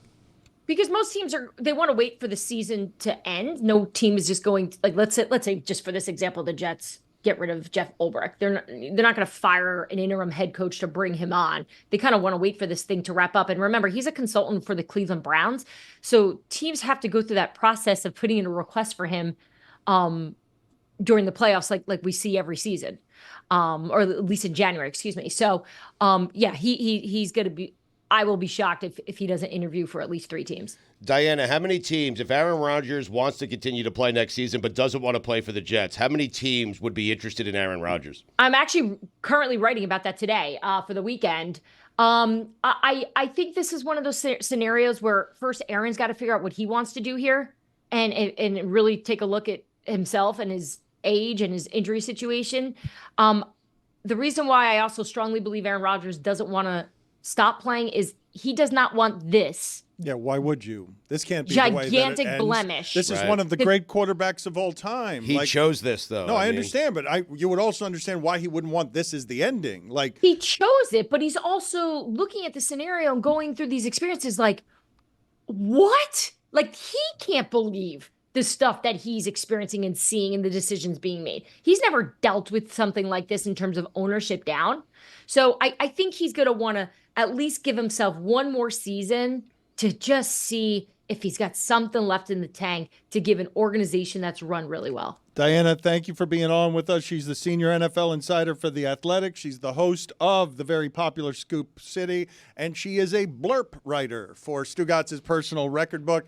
I did say it. I know you did. I would urge the audience here on this day of magnificent self-promotion, beyond making Stugotz's personal record book even more a success than it already is, the Greg Cody Show featuring Greg Cody is a podcast that is climbing high on the list of podcasts in sports because it's a relationship show where Chris is too hard on his old man, and his old man is lovable beyond all reason. Greg Cody, go outside and reward yourself with a sponsored drum solo we're about to do with you. You are the winner of today's Victory Lap. Wow. Brought to you by Peloton. You get to go into the other room and tell us how right you were about something and exercise your right to be right. Great. So get to the Victory Lap room. There you go. Greg's prize is exercising. Exercising and a drum solo. The floor is his on something that he was right about. He gets to do a Victory Lap and gets the entire show. It's a giant platform, Stugotz. As much as you've used it to get a bestseller today, he gets a drum solo on a giant platform where he gets to tell the world how right he was. And he gets to use the Peloton app, which is great. Oh, God, I wish if I could go out, if I could get punished and have to go out there instead of the penalty box, I get to do like a 5-minute core class every day. A dream. I'd misbehave. I'm all for you doing takes while doing a 5-minute core class if you wish to do that. I tried one time when I was doing Guillermoton to like do a what is it like on Twitter Live or whatever? What's it called? Twitter Spaces or something like that. I tried to do one of those on one of my like initial Guillermotons where I was like talking to like everybody that joined and was doing the class. I'm like, hey, join Twitter Spaces. We'll just talk through this class together, right? And I don't know how the trainers do it on Peloton, to be honest. It's very hard to talk while you're doing it. Thankfully, and this is going to sound weird, thankfully I had someone bail me out and join the Twitter Spaces and just have a conversation with me. And granted, it was a selfish move on his part because it benefited him, but it was Mark Feldman. So me and Mark Feldman hosted a Peloton ride together one time because I couldn't talk while I was doing exercise. So no thank you on the whole host a class. Feldman in sales, is he another one of these Feldman in sales people who wants to be on air and wants to be a star, wants to get in the middle? Unknown, but I could see him. Yeah, he seems to be that kind of guy. Yeah, once he gets the taste. Right. Yeah. Got all the accounts. I mean, Bit sell himself. Bit of a ham. Reminds me a lot of Stugotz. That's not a compliment. The sales Stugotz. Thanks, Stugotz from another time. Is Greg Cody in position back there? Before we get to Greg Cody's Victory Lap, though, I want him to work up a lather. I keep telling him it's funny because you're winded. He's already doing it, and I don't know how much longer we have. All right, well, just cows chasing him. In general, you're saying? Yes. Before we get to the last moments of Greg Cody's life, let's play the useless sound montage and get him into position here because I need him a little bit winded, a little bit tired when we go out to his Victory Lap sponsored by Peloton. Useless sound montage, please. All right. I thought we were going to another bit, so we are just... All right, and here it is, the useless sound montage. There it is.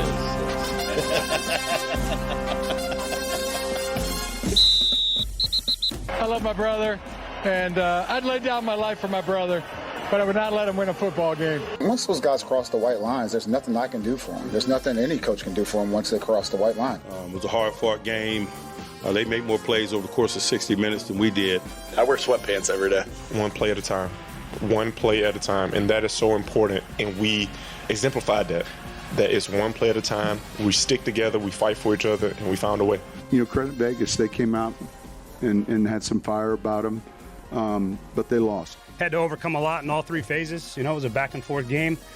that's what these games are on the road in the division. That's a really good football team. And I thought that our guys did a good job of not flinching and keeping the blinders out. I haven't done a 23andMe, but I don't know. Had a good week of practice, did a lot of work, and obviously it didn't show. So, no excuses. Penalty set us back and kind of put us behind the 8 ball. And we just can't do that, in this league. I thought he played his tail off, man. He throws a really good football. It's funny. I think Texas Tech was the first one to offer him when he was in 8th grade. We fought all the way to the end, and that's definitely encouraging. You don't want to be around people that are quitting. Defense, special teams, everybody. We had our moments of adversity, and we were able to, come through when it mattered. So it was a complete team win. Very resilient from our guys, but you just never lost that, edge. We never lost the faith on the sideline, and always kind of, figured we were going to find a way to win, and that's just what marks a good team. If you can win on the road, you're normally a pretty damn good team, and we can win on the road. We just got to operate better.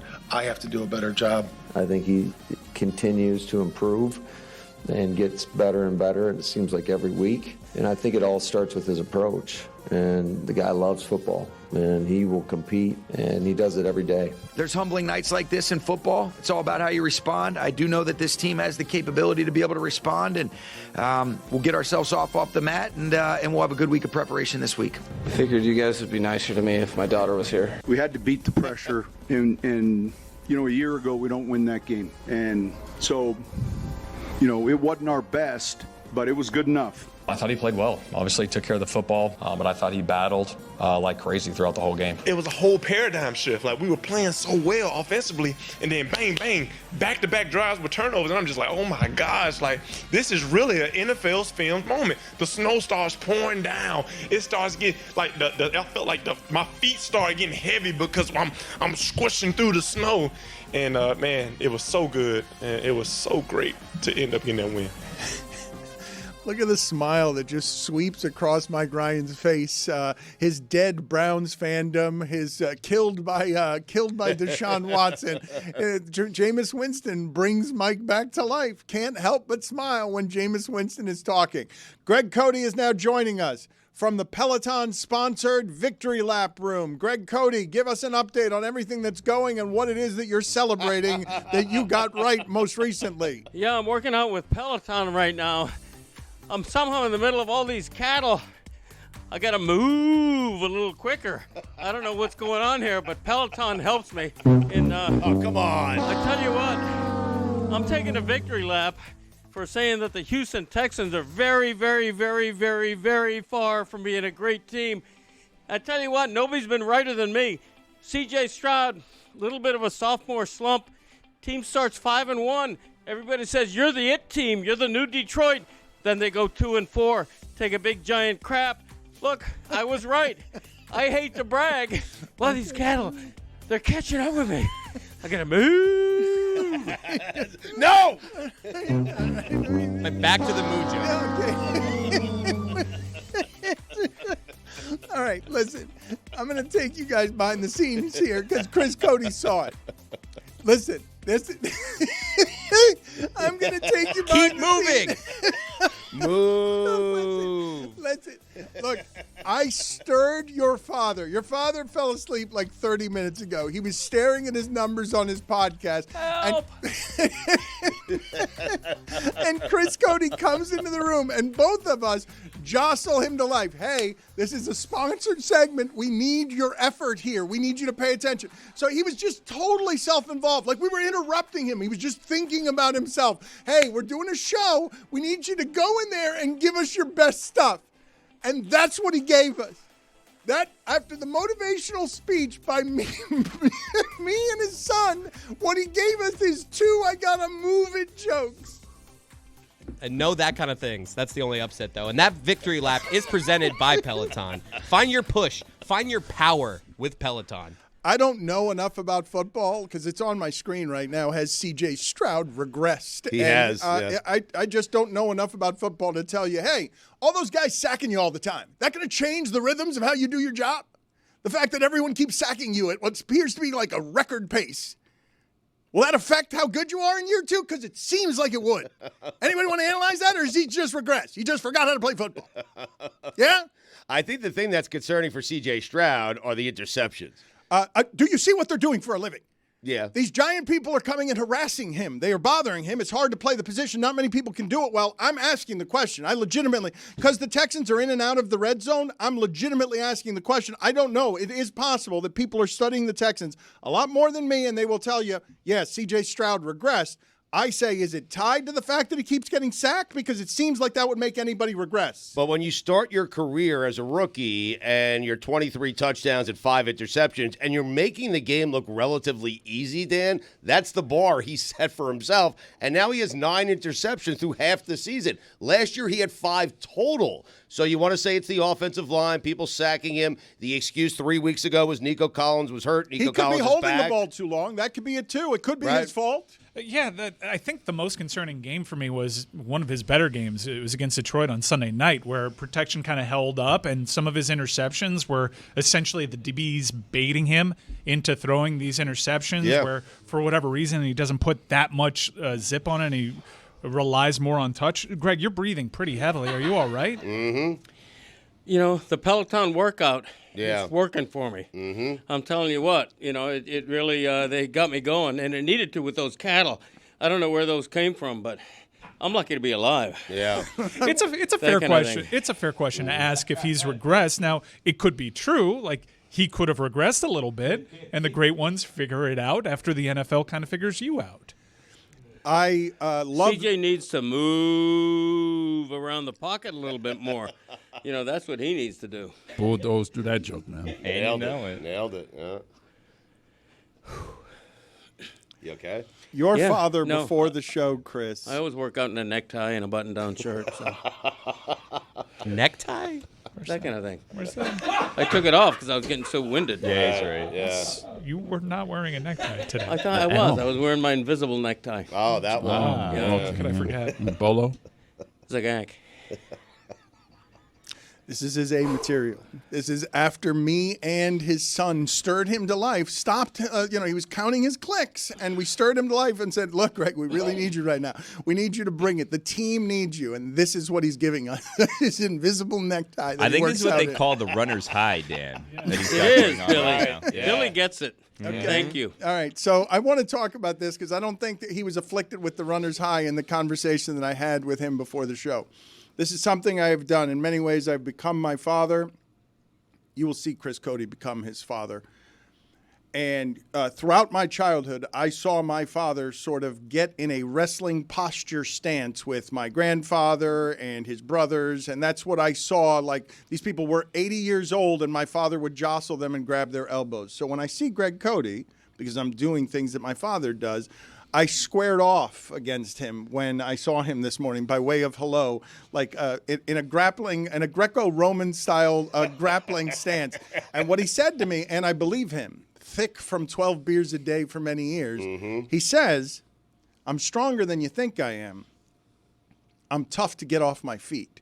That if you and I were actually wrestling, he's saying that I couldn't get him off his feet. Great foundation. Well, sturdy again from Miller Lite thickness. He has been sustaining himself with a diet of Miller Lite for a long time, and now he is just strong. He is uncommonly strong. I don't think that he has any stamina, though. Chris Cote says you're not strong. Chris Cote disputes what that sound was. The sound of dispute. I mean, wow. I mean, you're 70 years old. Like, I'm strong for my age. That's right. With that caveat, I don't know the strength of a lot of 70-year-olds. I got a tough foundation. I'm tough. I'm difficult to move. Okay, that's 4. That was good. I mean. That one was all right. That one was all right, but you need the first 3 to make that one work. Like, you got to fall in the ditch 3 straight times for the 4th one to work. So close to a golden sombrero there. You all right? Yeah. I believe he's strong. I believe your father is a strong person. I'm not going to say for any age, but I would say that he is hard to get off his feet. Do you think I could get him off of his feet? Yes. If you lifted me and body slammed me, well, I don't think you'd maybe. allow me to until I tired you out by making you do the Peloton read. I'm not certain Dan could lift you, to be honest. I am here for you two wrestling. Yeah. I don't know how we ended up here, but I mean, there's only one way to find out, I guess. I There's agree. plenty of room back there. I agree. I agree. That's what I was thinking of. Like, do you think that I could get him off of his feet? This is not one of those. I don't know fires if Christopher can. It's not one of those Billy Gill fires that you start, man. What do you mean? There was context. You missed it. I don't think there's going to be any coming back from that. Do you guys think Dan could lift Greg off the ground? Yes. I don't know. Greg is thick, man. I'm satisfied with that answer. I don't need to play it out. Guys, he's wilting away. He's like, what are you, like 180 What pounds? does that mean? Why do you say that? He said that on my podcast the other day, and I'm like, wilting away. I weigh 7. I've gained 7 pounds in the last year. I wish I were wilting more than I am, for crying out loud. No, I'm wilting away. What do you mean when you say wilting away? I think since the whole asthma thing, you've lost a good 30 pounds the last 3 or 4 years. That's absolutely not true. I absolutely wish it were. I'm flirting with 2. You were well over 2, like in my 20s. I don't think so, no. I This is an odd argument. What are we arguing here exactly? That he's wilting. Well, Greg is saying he's getting fatter, and Chris is saying he's losing weight. And when did it become a bad thing to be Wilt Chamberlain? I'm wilting like Wilt. That's right. No, what are you doing? The stilt. Exactly. You know what? I'll take a weigh-in. People should have to do weigh-ins in everyday life. You know, if I don't make weight, I'm not allowed to do the show this week. Oh, okay, that kind of thing. Right. Well, you still get paid. Oh, right? that kind of thing. Right. Thank you. Now that you've explained it that way with that elaboration, yes. Yeah. Once you give us that kind of thing, now we all understood. Why should we be doing weigh-ins in an invisible necktie? Let's hear him out. Because it would encourage me, like. I happen to be right around 200 pounds, right? So when I get on my beautiful new digital scale, I hold my breath. Is the number going to start with a 2? Is it going to start with a 1?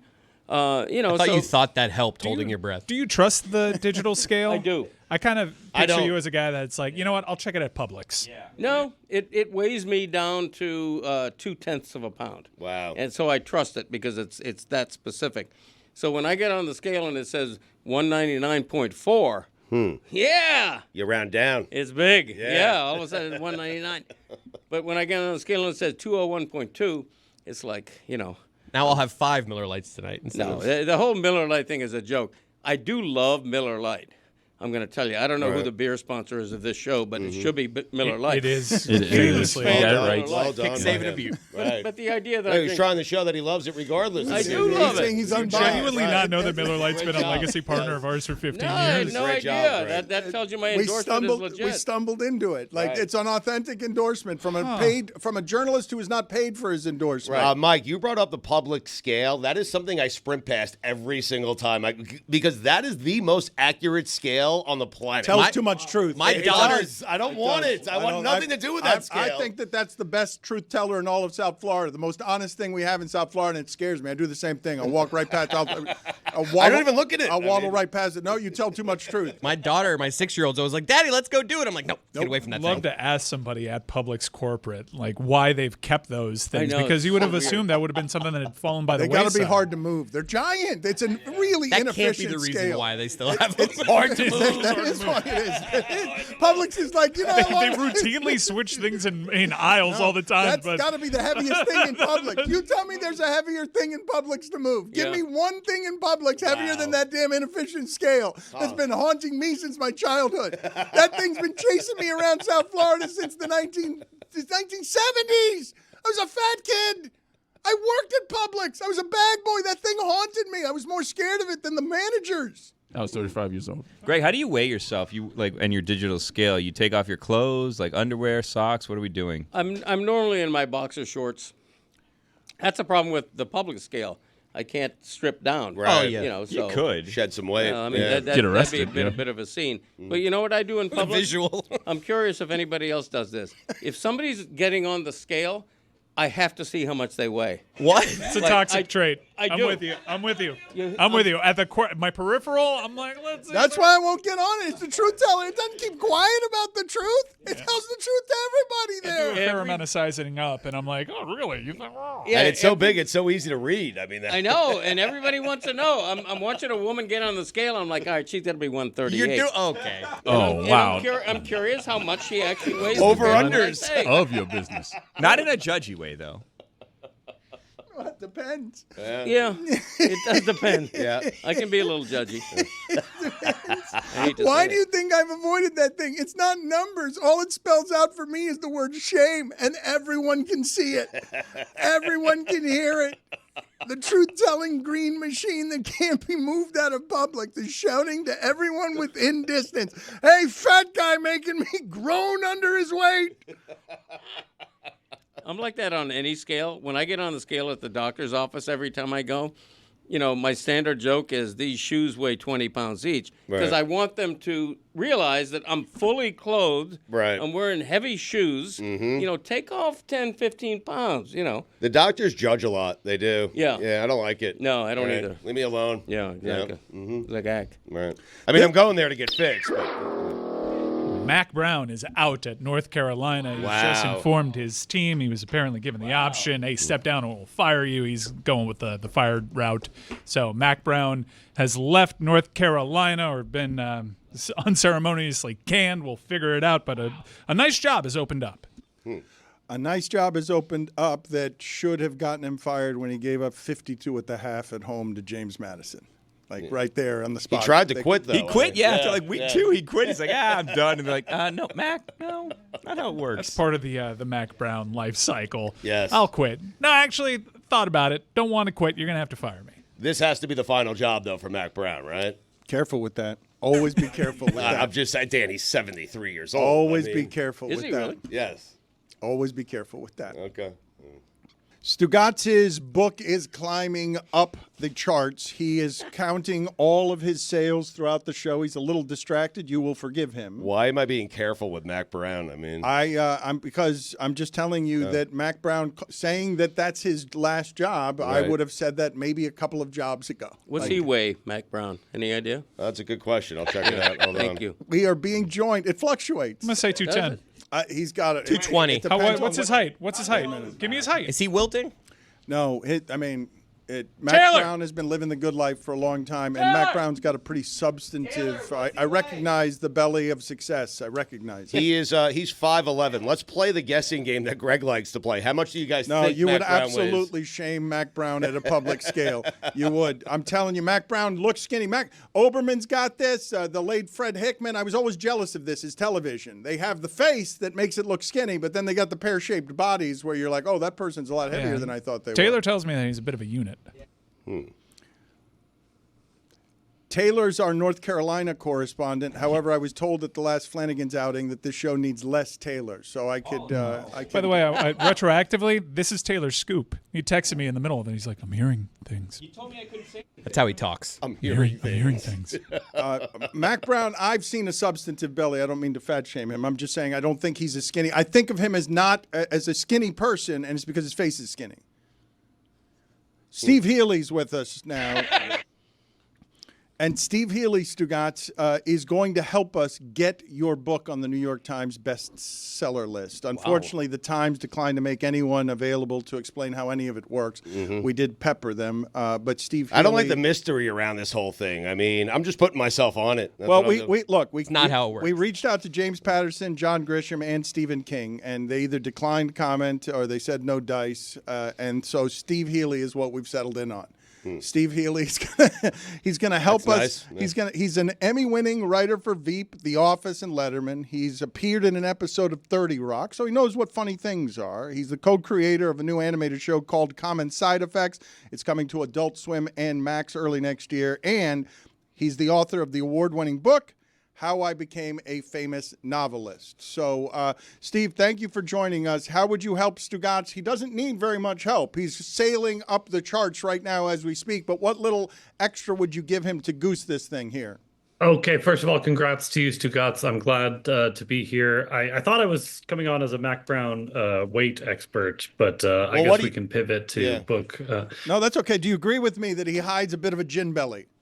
Yeah, he's one of those guys who he looks like he weighs more than he actually does. I think. Some of it's just sort of air and I have that. Yeah. What do you think he weighs, though, if you had to guess? What do you think? 212, somewhere around there. Oh, that's a good guess. That's a good guess. I was going to say 215. I know, oddly precise. I don't know why, but... How do we get on this bestseller list? And what is the New York Times bestseller list? How does it work? Okay, well, that's a great question because they're deliberately strange about it. Nobody really knows. They don't really reveal their methods. They have a long explanation on their website where they say, like, they poll well-established vendors as well as emerging ones. We know that they don't count books that are sold at conventions. So Stugotz, if you're going to like the Stugotz convention or whatever and selling books across What the a table, great convention not going to work. Well, good. I'll cancel all conventions moving forward. Yep. Yeah, no, the problem for you is you got to sell them in actual bookstores. I think that's the only way the Times counts. And I think they kind of underweight like Costco and places like that move a lot of books. But wait a minute, though. Wait a minute. This doesn't account for the modern age. Stugotz isn't going to sell a bunch of books because people are walking into bookstores. He's selling them because people do it the new-fashioned way. Right. They order it online. They're holding. I mean, they do measure online sales, but they sort of favor, I think, actual bookstores. Now, I don't know a lot about it. They hide their methods and won't reveal it, so I can't tell you that much insight. You can look at their website and find a bunch of mysterious, opaque language. You okay? But I have put together what I think are your top 5 ways to sell. Before you do that, Steve, we have an image up on the screen right now. What are you thinking? 240? Yeah. I'm upping my estimate. Yeah, 315. Yeah. Whoa! Come on. 315. 270. No, 315. You're just saying numbers. I think it's 245. He's 5'11". Look, I'm not. I don't. No want one's to do this 5'11". anymore. I don't. That's true. Put it on the poll at Le Batard Show. Is anyone 5'11"? I'm actually 5'11". No one's 5'11". Not at 73. Let's say you're 6 feet. No, everyone says they're 6 feet. You're 5'10", pal. But you've got a top 5 list for us. Foolproof ways to game the New York Times bestseller list. Are we doing the 5? Are we doing outside looking in, or just the 5? Let's start with the 5. We can do some outside looking in if I can come up with some after. Okay, well, no, that's not the way outside looking in works. Supposed to do those first, but that's fine. Let's just get to the 5. Oh, okay. No, number 5. Hey, guys, your show. Yeah. Hey, number 5, I would say sell copies in bulk. You need to be selling copies to like the Stugotz Reading Club, the Stugotz fan group. A lot of conservative authors, they're selling like thousands at a time to big groups of people, and that moves the needle. I think the Times bestseller was kind of like tries to devalue that, but that's just a way to move a lot of units. And if you're not selling in bulk, I don't think you have much of a chance here. I love moving units, but you're saying sell in bulk. So if I buy like 1,000 for myself, does that count? Or is it one per email address? That's a great question. People have gotten busted doing that, trying to game the New York Times. Right. Wouldn't recommend it. They're not so dumb that they're going to fall for that one. All right, but Dan can do it though, right? Again, like they're going to be watching that. It's going to be suspicious. It's going to set off the algo. I would say you got to move them one at a time. But look, if you have a mass mailing list, you can reach out to a bunch of people, buy them all at once. Nothing wrong with that. But you yourself, they're all given the same address. They're going to be onto that. Okay, good. We've lost Mike Ryan. He's immersed in breaking news, and we've lost him. So I found out that Mack Brown told reporters before the season that he lost 35 pounds during the offseason. I don't know if the image that we put up there was from last season or this season. So I'll still work my sources. Okay. Texting Charlie. The man won a championship in the greatest college football game ever played. This is how we're remembering the end of his career. Number 4. I think you guys owe him an apology. Okay, number 4, be about Donald Trump. The last, since 2016, a ton of books on the bestseller list have been about Donald Trump, insider accounts of Donald Trump's, how we ended up with Trump, books about sort of like the rise of fascism that scare everybody. So haven't read your book, Stugotz, but I'm hoping that there's a lot about contemporary politics, some insider stuff from Mar-a-Lago. Right now, Melania's on the bestseller list. How are we plugging into that demo? Here's a quote from before the season. I'm feeling the best I have in 20 years. Number 3. Okay, B for old people. Like, young people are on TikTok. They're not reading books. If this is for kids, I mean, there is a kids bestseller list. You could go that way. Stugotz for the kids illustrated edition. But other than that, you need to be hitting like a 55-year-old woman who reads a lot of books in a year. And unfortunately for you, I don't think you're exactly positioned for that. Don't hit a 55-year-old woman, Stugotz.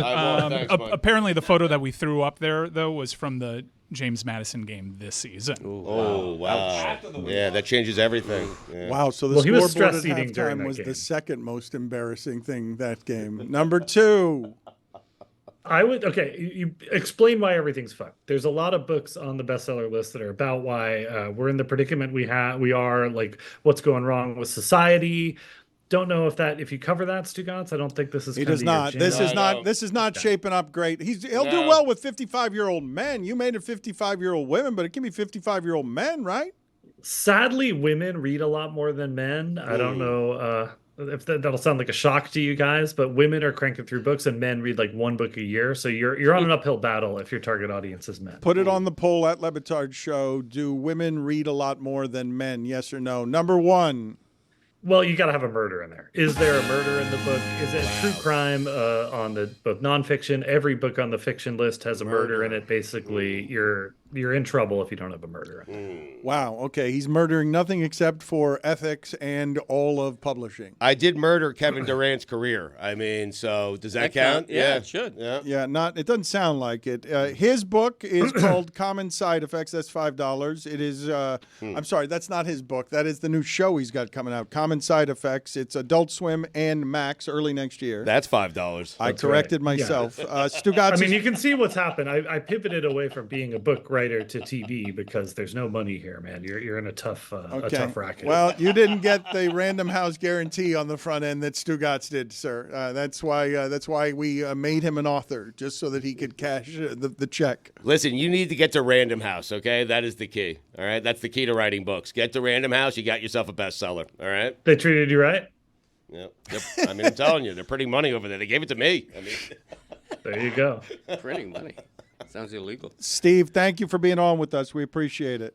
My pleasure, guys. Good luck to you, Stugotz, and good luck to Mack Brown on his weight loss journey. Yeah, I don't love what we did to Mack Brown there. That is an accomplished career, and I did it. It's my fault. But it's just, look, man, I just noticed. I, too, have done the thing where I just put on sweatpants because it's all gotten out of control. And I'm just putting on whatever the school gives me. Whatever the school gives me is my wardrobe because it fits nice and I can just go into work and I can hide and swim in my clothes. And the pandemic got a lot of us. And Mack Brown was skinny when he had Vince Young. And then when James Madison is scoring 52 by the half in your home stadium at the end of your career, comfort food, I get it. Understand how it is one would stress eat, as Steve just mentioned it. And Mack Brown not only won a championship at a school that when you do, you should be golden forever. Yeah. You become a monster icon because Texas thinks, at least in part because they have Mack Brown, like they're entitled to be atop the NIL game and on top of the SEC game because they got all the boosters. They got all the money. Like you think Texas A&M has money.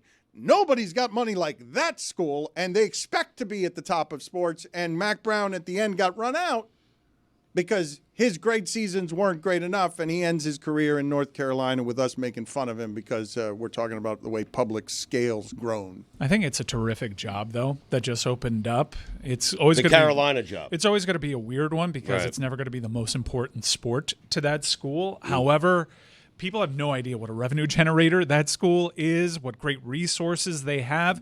Everybody inside the ACC is envious of their situation because to other conferences, they're probably the most appealing program to bring over. So I think some really good coaches should be poking around that job. Mike, in terms of generating revenue, you mean the other sports at Carolina. I agree. Like there are several popular sports at Carolina that aren't popular at other schools. Plus they have major boosters. Carolina is a massive program, but they've never really gone all in on football. And if they ever do, that's a possible sleeping giant.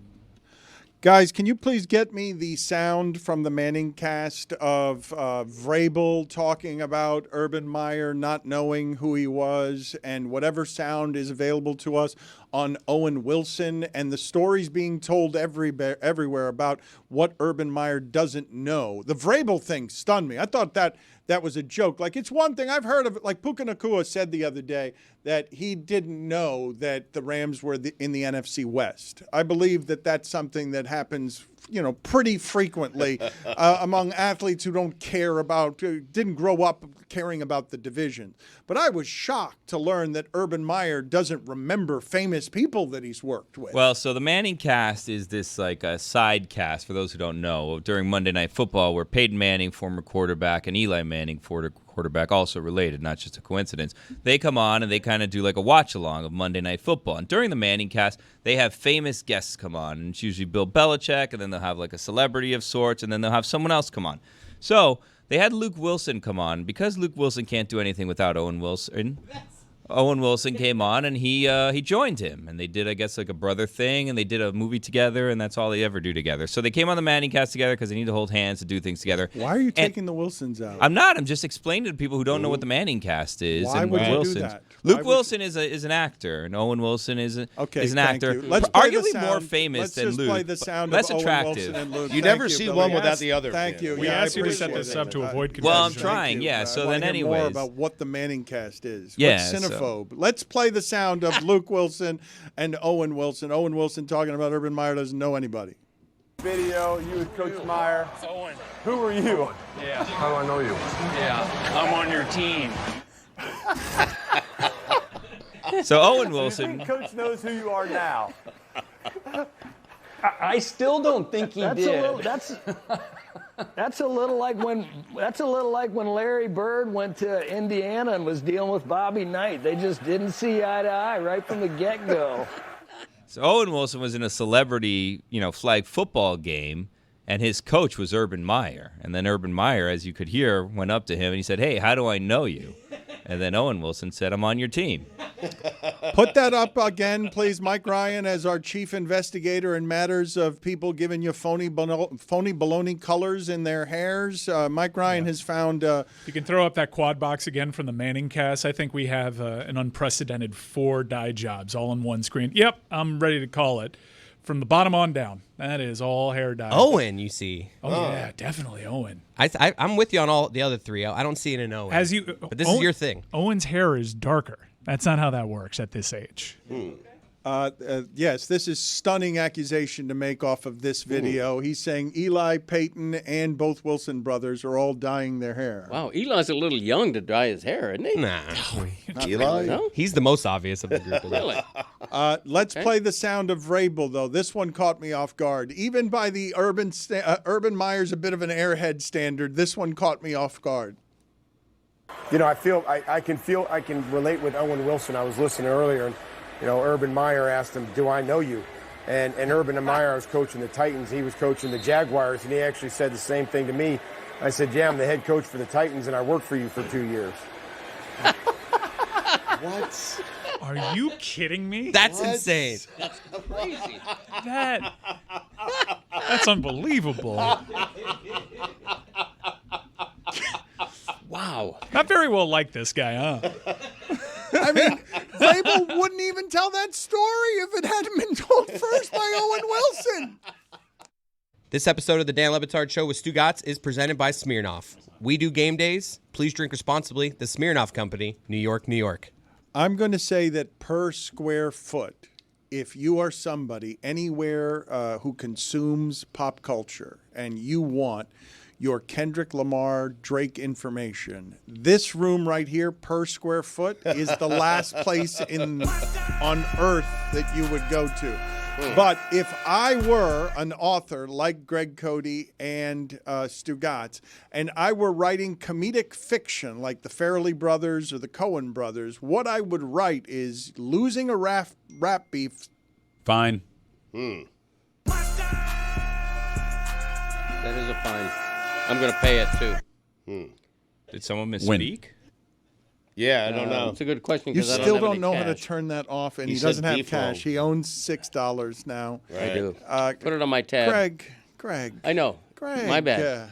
I mean, Greg. We just, in fairness to me, He Greg, just turned it on. You don't I mean- deserve fairness we right just now, came off Greg. a break. I was Right. doing things, whirling dervish. I'm doing things during the break. Mm-hmm. It's going to tying up happen loose again, ends. Greg. It's it's going to happen again because you don't know how to turn your phone down or off. It's going to happen again. No, I just turned it off for Right. sure. But I happen to be very busy during that break. There's a lot. I'm moving and shaking. There's a lot of loose ends. There's just stuff going on. Anyway. What I was saying is, if I was writing fiction on how to lose a rap beef most obviously, overtly, in some realm that's subjective, once you've called in lawyers to sue your record company because you think that the numbers on the beef that escalated to Not Like Us, where he accuses you of pedophilia and harboring pedophiles and having them on the payroll, and you go to your lawyers because you're saying those sales couldn't have been that good, you can't write something funnier than that for losing a rap beef. You could sue your publishers? I mean, little double dip. Spotify juices numbers? Huh? What a funny thing to have happen, though. Like, how Kendrick Lamar has to find that hysterical, right? Not just parlaying that into the halftime Super Bowl show or the #1 hit, but also to have Drake whimpering, I'm going to talk to my lawyers. You've sold too well. That's unbelievable. Once a beef, and again, we are not the people to ask, but once it escalates to attorneys, Dan, the beef is over. That's it. There is no more beef. I mean, I don't know who is advising him, who he considers counsel, but I mean, you cannot lose a beef more historically than he has, and he is now inventing ways to lose it more. I couldn't have made that up. Like, honestly, that's something Adam McKay and Mike Schur would write. Let's do Against the Spread, please.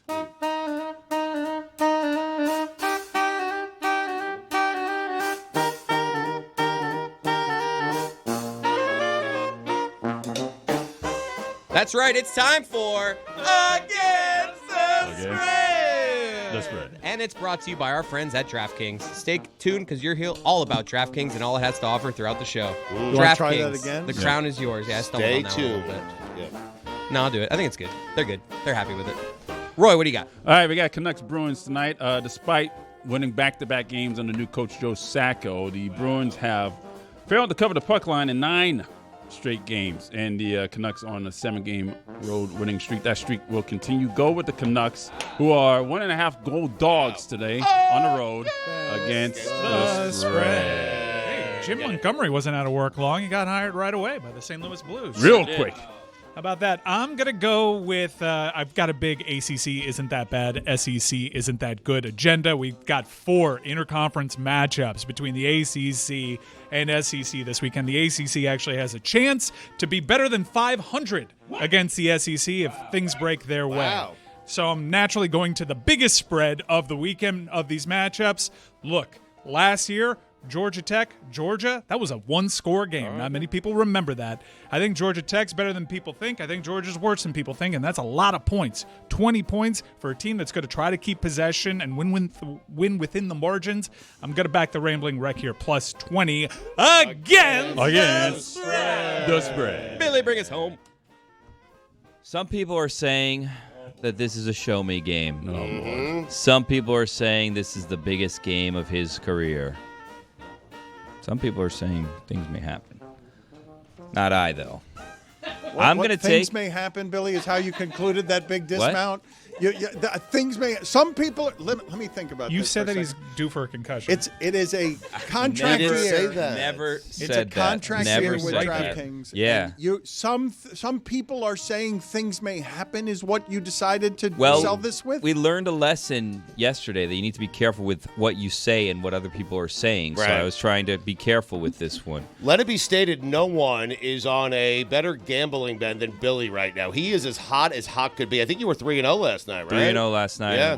Big board bets brought to you by 33-16 on the season. Wow. Yeah. I mean, but this doesn't count towards that. No. This is an emotional bet, friends. I'll admit that on the front end. I'm going to take the Dolphins plus 3.5 this Thursday against the Packers. I like it.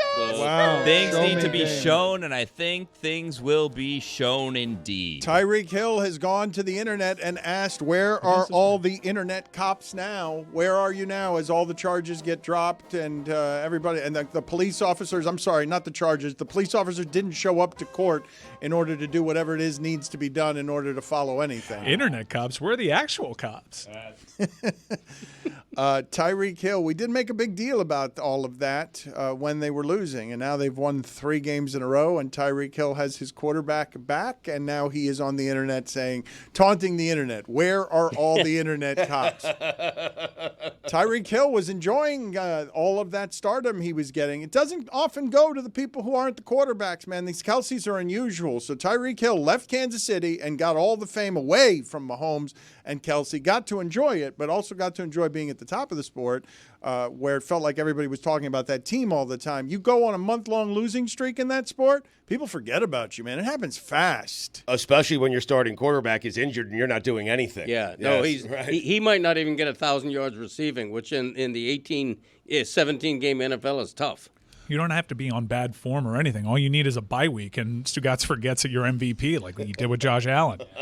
We're going to go to the bucket of death here in a second, but Billy, why don't you give us an update on your Bryson watch? You ended the show yesterday a bit obsessed by everything that you were watching. Bryson DeChambeau hit the ball over his house trying to get a hole-in-one behind his house. What's the latest update? So yesterday was day 14 on Bryson watch. Today is day 15. I mean, spoiler alert if you don't want to hear. Well, I guess I told you it's day 15, so you know he didn't do it yesterday. But we've run into an interesting conundrum with Bryson here. He has people who are copycatting him, and those people are hitting the ball over their house and making it in the hole in their backyard. So they are now have been rid of this purgatory that Bryson has put himself in. Also, I found out there's a certain golf simulator that if you own, you now have the ability to hit the ball over Bryson's house in said golf simulator, like it's become a hole. This is really catching on. Now, here's the conundrum that Bryson is in. Bryson, because he's hitting so many balls, he's now blocking the hole with other balls. So when he's hitting the ball over his house, he's having them bump into other balls, which are preventing the ball from going into the hole. So it's going to be interesting to see how this plays out because he's going to have to get it done. My prediction is if he gets it done, he's going to have to get it done early in a day because he's putting them so close to the cup that he's bounced them off of other balls, which may be preventing it from actually ever ending for him. Now, if he hits a ball and that ball is close to the cup and that ball goes into the cup, but he's already hit that ball, so he's got one close, a scattered green. Good question. Does that count? Couldn't you clear the course? Is someone going to? Well, he should clear the green, but apparently he's not doing that. So. It's going to be interesting today to see how we adjust to yesterday's developments of bouncing balls off of each other because you should be able to clear the green, I would think. For the path. Right, yeah. But also, and I'm no golf aficionado. I mean, I do watch Bryson hit balls over his house on TikTok, so I know a lot about golf. This is what I think occurs. I think if you hit a golf ball, like if I'm golfing with Stugotz puts the ball within 2 feet of the cup. I then hit it and it goes in. It's a hole-in-one for Stugotz because he didn't take a second stroke. I'm not sure how that would actually work. Personal record book? I mean, I'm taking that putt anyway. It doesn't matter, Yeah, right? I'm just picking up the ball. I'm not putting that out. It's 2 feet away. You're my friend. You give it to me. It's a big hole in your logic. No, but I'm saying he's already claiming it was a hole in one. I'm pretty sure if your ball gets hit and then goes in, you don't have a stroke, so it still counts as a hole in one. Stan Van Gundy's going to be here shortly, joining us in studio. Going to leave the Grim Reaper. I want you to stay around so that Stan Van Gundy also has to participate in a delayed bucket of death as we go around the room here. You all right, Greg? Yeah. Take it easy here. Let's take it easy. It's the Reaper. I mean, I don't like. How is this thing always here when I'm here? Also, I was indignant. I fully guaranteed the Texans winning that game. Did you? Fully guaranteed. I'm concerned about Greg right now, so let's take a second here. You predicted the Texans would win that game? Well, I was very cocky when I pulled the Texans helmet out. I was like, well, at least I don't have to worry about it this week. And I even laughed at Roy when he pulled the Titans. I tried to warn you. I did. Stupid sport. Nothing good in that bucket. Stupid gimmick. I have pulled from that bucket twice this season. Why are we doing it today? Because you're here. Let's go around the room. Twice that many? Yes, he's avoided it all season because we've done it later in the week. Let's go ahead and have the Reaper wander around here, and we'll also do it with Stan. Let's get this Reaper out of the way. All of us hate this. Let's do this as quickly as possible, please. I think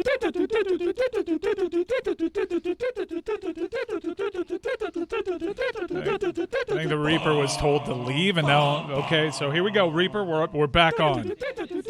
I'm sorry, Reaper. I don't mean to boss you around. Stan Van Gundy is here. He'll be in with us shortly. Reminder, this is one of 2 weeks where there are no buys. because of Thanksgiving. No bye weeks. That's right. Yeah. We gorge on football in a couple of days. This is the biggest mail-it-in week that there is in the entire year for work people, right? This is the entire every day. Yeah. All right, I got the Seahawks against the Jets. The Jets are 2.5-point dog at home. Jets off a bye. Whole world falling apart for the Jets. Yep. Seahawks a 2.5-point favorite at the Jets. I'm going to throw this one back. I don't want any part of that game. Wow, Mike. The bye week scaring me, and that bye week went so well for the Jets. All right. Buccaneers. Oh, wow. I like it, Baker. At Panthers. We'll take it. 6-point favorites. Upgrade. Okay, so that's the analysis right there. Yes, Baker. Upgrade. He's got the goods. One of the great arguments that Mike Ryan ever had with Stan Van Gundy. He was right. Billy, what do you got? I have a conundrum. I have the Packers. Oh, wow. Wow. It's a win-win, though, Billy. Gotta put it back. The script writers. The Packers are a 3.5-point favorite against the And I Dolphins. just picked the Dolphins. Dolphins to hate win. you. Dolphin fans are mad at you this week because that thing that voice said. Nice hedge. I'm putting it in. I can't. Wow, I know the Dolphins are going to win, and Tua's going to come out of that game more healthy than he's ever been. It's crazy. So he's putting it back. I talked the Raiders. This was a bad move. Wow. Nuts. 13-point underdog. Oh, my God. Ouch. Anyone else love the Raiders there? Plus the 13? The Raiders beat them last I just year. have to get within the spread, right? No. Oh, we changed the rules this year? No. What'd you get, Roy? I got the New York Giants. Ouch. Throw it back, Sorry Roy. for your loss. Yeah. Plus Tommy 4. DeVito looked good. Thanksgiving Day at Cowboys plus 4. He didn't look good. Physically, he's a very handsome man. I got the Cincinnati Bengals now.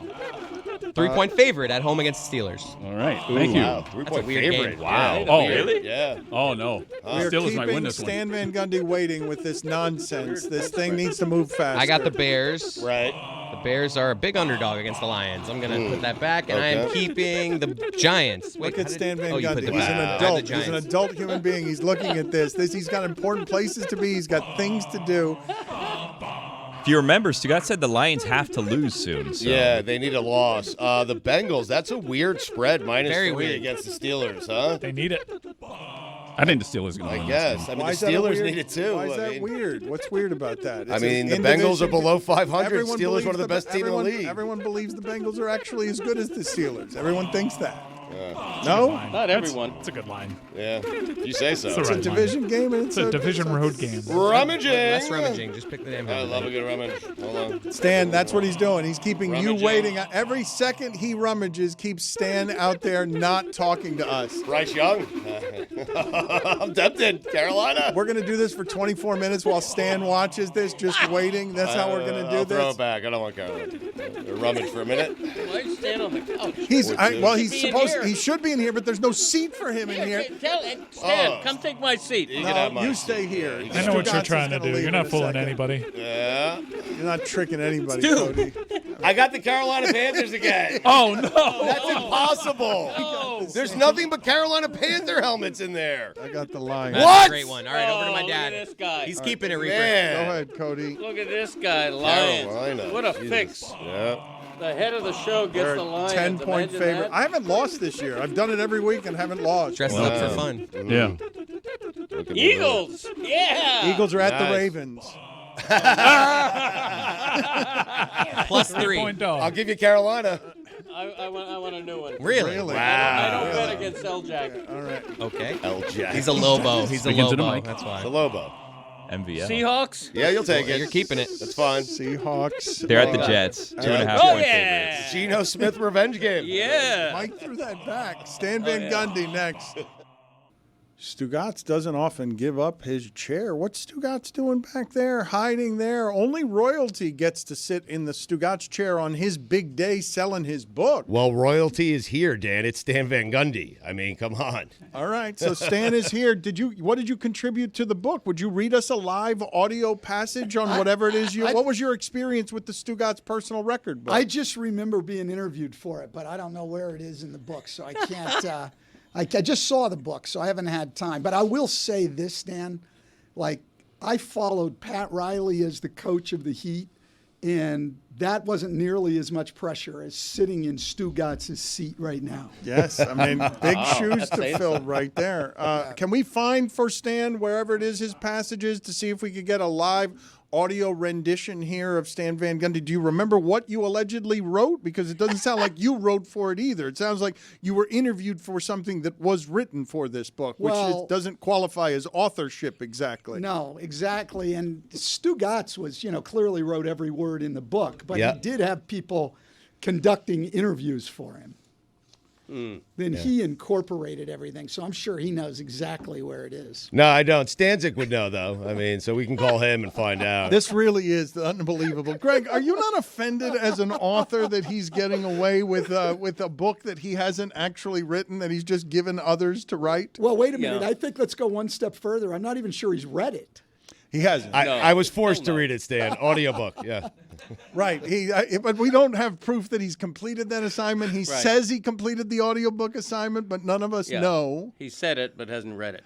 I was talking with Stan before he came on the air, and I don't want to betray any confidences here. I am just interested in everything that's happened with Inside the NBA, the greatest studio show any of us have ever seen in sports, enduring, because I don't know if I have the business of this right, but it seems to me, and all of the machinations around that show, that would have been the hottest free agent property possible if they had gone out on the market, as I would have imagined that Charles Barkley would have liked to have done, because I don't think Charles Barkley wanted to have anything to do with ESPN from talking to him personally. So the idea that they now get to produce a thing that ESPN has to air but don't govern it, that was going to be you once upon a time on one of these halftime studio shows, but it got nuked by David Stern, didn't it? Yeah, David and I were close friends, and yeah, he didn't think I belonged on there. But, with the inside thing, I mean, number one, Charles was under contract. So they decided to hang on to him, which was a great decision. It is the best show going. And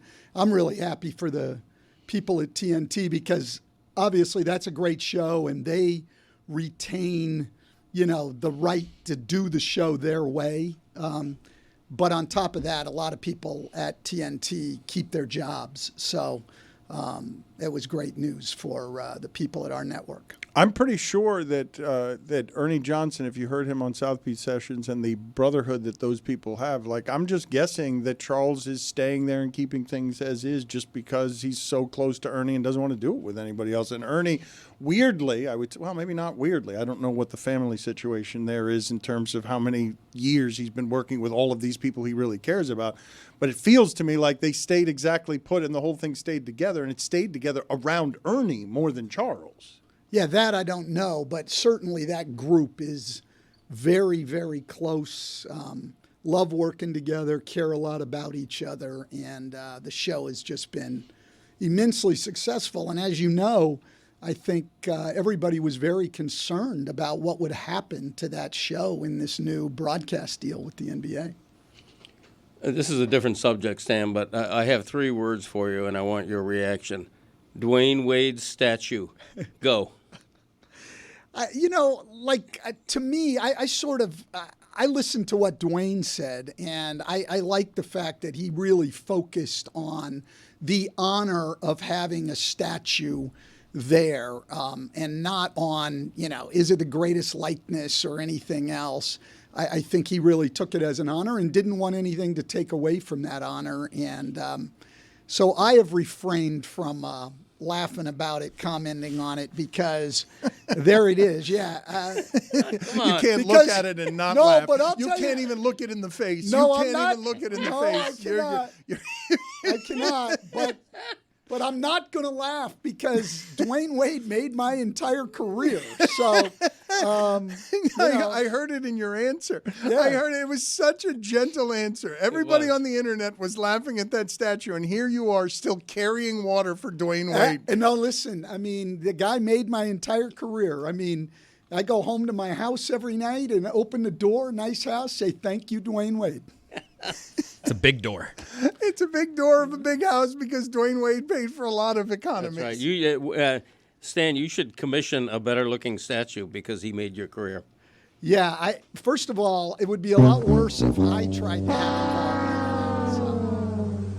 Greg Cody bringing his A game for the last 90 minutes after Chris and I gave him the motivational speech. Keep it moving. Elvis. Dan, what have you found surprising about the early part of the NBA season? Do you believe? I don't believe anybody will believe that the Cavs can actually knock off the Celtics until 6 or 7 games after it's happened. Yeah, no, I agree with that. I think the Celtics are still the team to beat, not only in the East but in the league. I just don't think anybody's as good as they are. I mean, you got to remember, they were 14-3 before Porzingis came back last night. And he's a huge piece for them. So fully healthy, I don't think there's any doubt they're the best. A lot has surprised me, though. I've been really surprised by Golden State.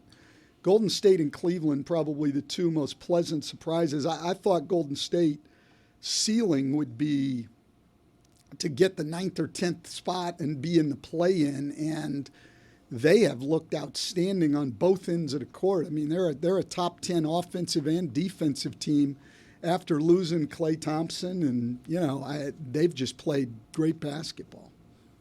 Stan, what do you make of what's going on in Philadelphia with Joel Embiid? What do you make of that entire situation? Well, I just think the guy's hurt. Look, his body clearly struggles to keep up with the demands of playing 82-game NBA seasons. And I think it's unfortunate because at his best, he's the most physically imposing player in the NBA and the guy that you really can't do anything with one-on-one, but he's just never healthy, and that franchise has been built around him, and they haven't been able to get past the second round of the playoffs. And now they go out and bring in Paul George, and there's all this optimism. But Paul George is another guy who's hurt all the time. And so, one of the things I've said many times is, when you go out and sign guys or extend guys who are always hurt and then they get hurt, that's not bad luck. That's not, you can't look, we're having such bad luck. No, you're getting exactly what you should have expected when you put that roster together. What you're hoping for is that you get something out of the ordinary and those guys stay healthy. And if they were all healthy, those two guys and Maxey, then they'd have a chance to contend in the East. And it's still early. Maybe they'll get to that point. We'll see. You have them overcoming what it is that they presently have to overcome, 10 games under 500 or whatever it was the last time I looked, with no end in sight to how much time these guys are going to have to miss? Well, that's the problem. How much time are they going to miss? The good thing in the East is Milwaukee is sitting a game below 500 at 8-9, and they're in the 6th spot in the East, which is a guaranteed playoff spot. So, you don't have a ton of ground to make up to get back. It's just a matter of how much time they're going to have together. Look, talent-wise, they're good. I really thought they and New York were the two teams that had rosters that could best challenge Boston. I didn't see this coming out of Cleveland. I thought they'd be good.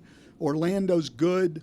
Miami and Milwaukee will be teams that nobody wants to play in the first round of the playoffs, but I thought the only teams that could contend with Boston were New York and Philly. And all of a sudden, New York doesn't guard anybody and Philly doesn't have anybody healthy. Do you understand why Milwaukee stinks? Well, they looked early in the year, I thought they looked really old and slow, older than they actually are and slow. But they don't have Middleton, and that's a key piece. He was fantastic in the playoffs last year in that series against Indiana. They get him at full strength. But again, he's played 88 games in the last 2 years, so him being hurt is not a big rarity. But if they get him back with Lillard and Giannis, then they've got a chance to be really, really good. They put shooting around those guys, and you would think Lillard's going to play better than he is right now. He's at a career low 32% from three. Why would you think he's going to play better? Well, it's a pretty good sample, and he wasn't in shape last season, and he was allegedly in shape this season. It hasn't fit the way, I don't know. I thought those were two perfect pieces to have near each other, but his efficiencies haven't been efficient. No, yeah, but last year he wasn't efficient either, but he was at 35% from three on high volume. I don't think he's going to stay at 32. I don't know if he'll be up around 40%, but he's going to be better. They're starting to get into more two-man game stuff with he and Giannis. Why they haven't done more of that early in the year, I'm not really sure. I'll be interested to see tonight if they get to more of it, because it seems to me over the last 3 or 4 games when I've seen it, when they get to that action, it's pretty darn hard to guard. Guys, we need to make him laugh. This has been too serious so far. I'm sorry that I was distracted. I was looking at Chapter 32, Zen and the Art of Superstar Reliance here. I was finally told, not by Stugotz, he didn't know what chapter it was. That's my favorite one. What do you mean? Yes, they had to look it up for me. I'm asking in the back room, what is the chapter stands in? Stugotz has no idea what you've written about. We had to text Stanczyk. I haven't gotten that far in the audiobook. It's Chapter 32. Who wrote this? Dude, he said without irony, how does Stan not know what he wrote for my book? I mean, I'm a bit insulted. You don't know what you wrote in your book. Why would you be offended that I don't remember allowed what to. you You're wrote? Stan. I'm Stugotz. I mean, I just don't understand what I'm reading here. When I read Chapter 32 and I'm told this is the Stan chapter, is this first paragraph Stan or Stugotz? Like, what is this you using reporting? Stan is writing a rebuttal to my opinion that, Steve Kerr and Phil Jackson are overrated coaches. That's all.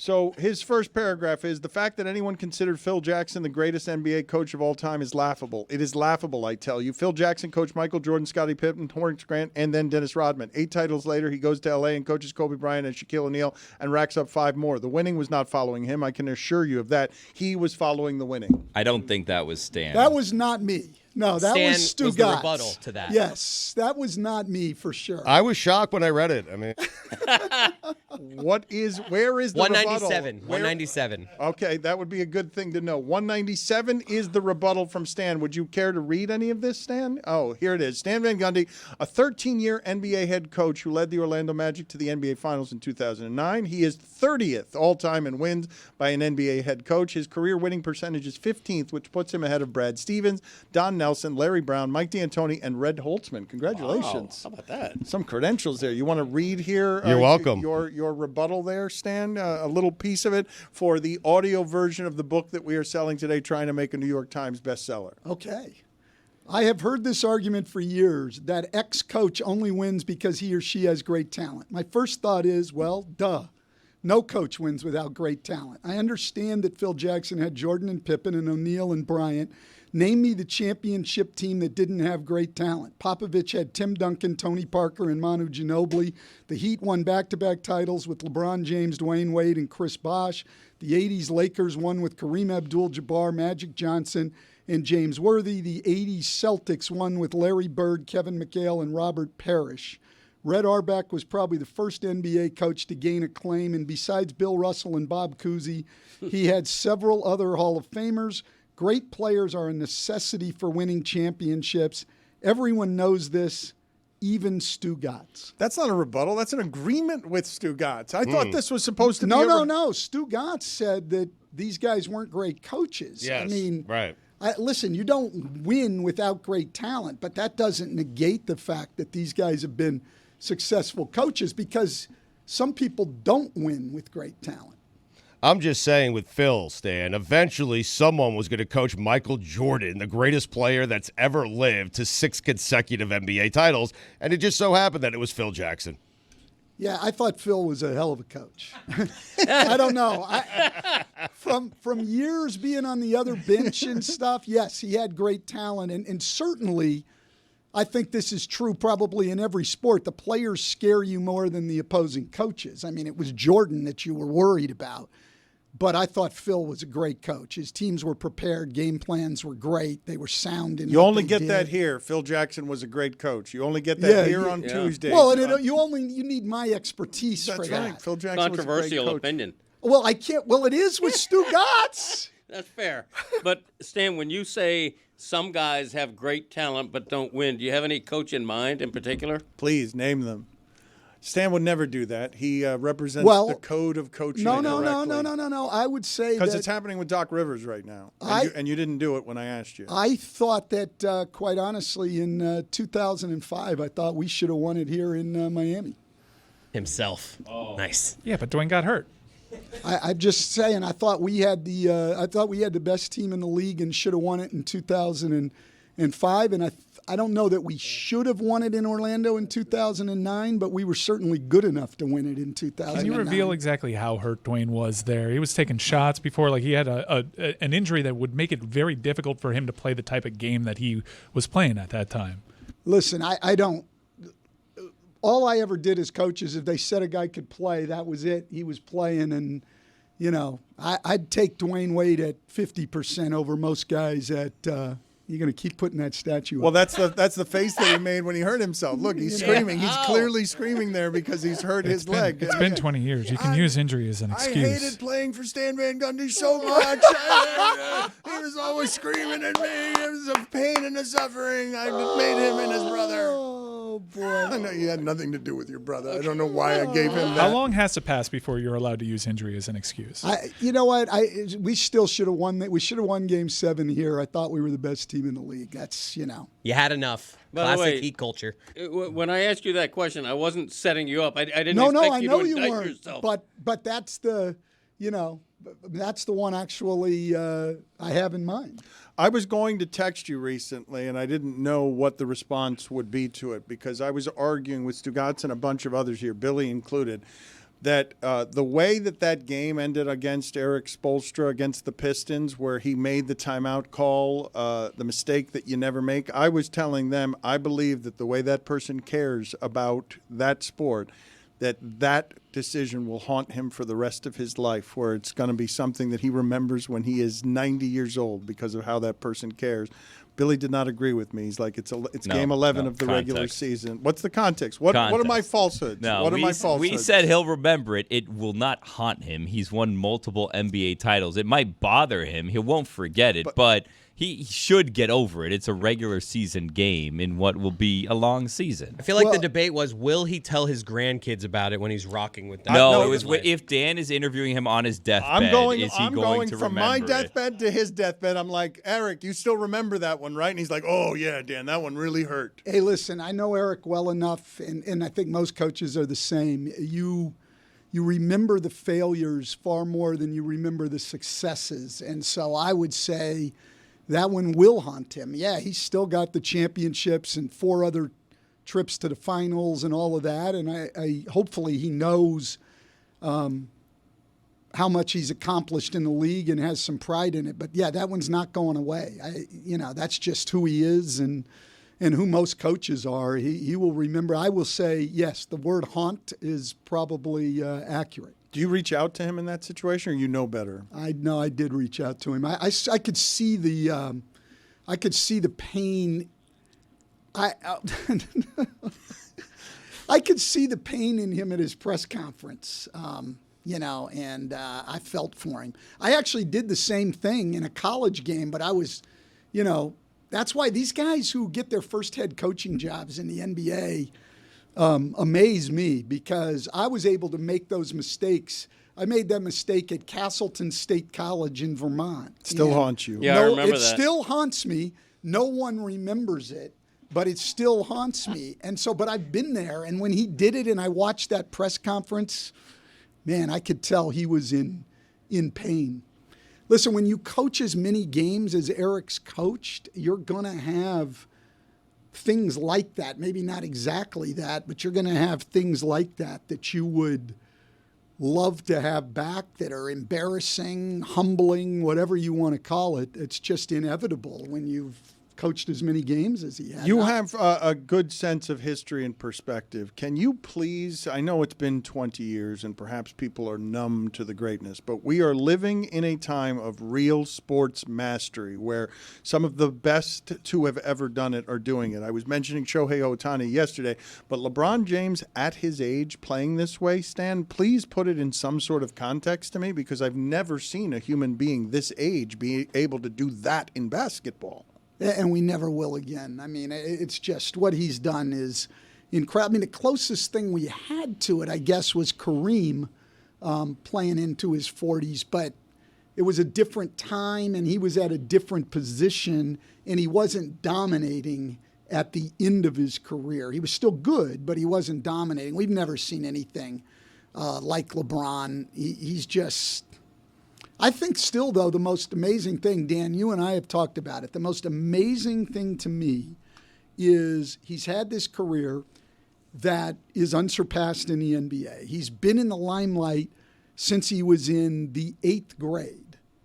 And what's the dirt you have on this guy? Where's the stain on his reputation? People go back to the decision when he came to Miami where he simply decided to leave one city and come to another. And then they'll talk about he bumped into Eric Spoelstra coming off at a timeout. That's what you've got for a guy who's been in the national spotlight for how many years? I mean, 30 years, 25 years? It's crazy. Well, he has been weaponized by the right on some stuff where they will point out that he was weak on China and whatnot, but I don't even know if I want to open the door to you in politics now. No, but those are political opinions, but I'm talking about, like, we don't have DUIs. We don't have him getting in a fight. We don't have him abusing women. We don't have any of those things that we've seen news of others. There's just none of this stuff going on. He's stayed married this whole time. He's got, kids that are all doing well. I mean, it's just that to me with what's out there for him and that everyone now, he came of age when everyone's a reporter, everyone. You guys kind of groaned a little bit when Whittingham came in here. I thought I was going to get a whole lot of smiles. Me and Stugotz were thrilled to see him. We gave him vigorous hugs. He came in with material. He's like, I've got stuff in my notes app. There are things he misses about the show, his ability to get off his hot takes. He's got nowhere to put them. So I was so happy to see him, but that's where he crossed the line. It's like, you want me to do more? You want me to stick around for you? Yes, Jesus Christ. But he's An got extra takes. 12 minutes of work. Look, he's got goal lists that he's doing this project on soccer that has been fun, interesting. It's blown up. Mike does it occasionally. A lot of people are listening to it these days. But you can't put what you have here there. Yeah. There isn't really room. All I do is talk about soccer 24/7 on the podcast, on the CBS Sports Golazo Network, on the games that I call. I don't have room for these sorts of rant. Every once in a while I'll throw it in a group chat, but it doesn't feel the same as getting to expound upon them. I actually have a section of my notes app. It's called Organizing Brain. Of course and you do. I have one that's called Rants. So I have 2 rants in case anybody wants them. Wait, you just come here to talk to people? No, I came here to record an episode of Goalless. Right. I arrived in Miami to call a game. I'm calling a game on Tuesday, Bayern Munich against PSG. I went to rent a car, and I have changed my driver's license. Thank you. Bayern Munich against PSG live on Paramount Plus from 3 p.m. on a Tuesday. The game's in Europe. Yeah, so I fly from Connecticut to Fort Lauderdale to call the games. That's how things make sense in our world. So I did not have I don't have a driver's license on me at this moment in time because I'm shifting from my Florida license to my Connecticut license. Easy for me to say. My Connecticut license. So they wouldn't rent me a car. So I had to figure out an Uber situation to get here to record an episode of Goalless. It's a long way of getting to. He has a brain organization in his phone, and he's got 2 rants. Just a couple things. I imagine the pre-show meeting is filled with, here's what I'm thinking about. Here are things that I've noticed in the world. You'd be surprised how little of that there actually is. The pre-show meeting hasn't gotten any better since you left.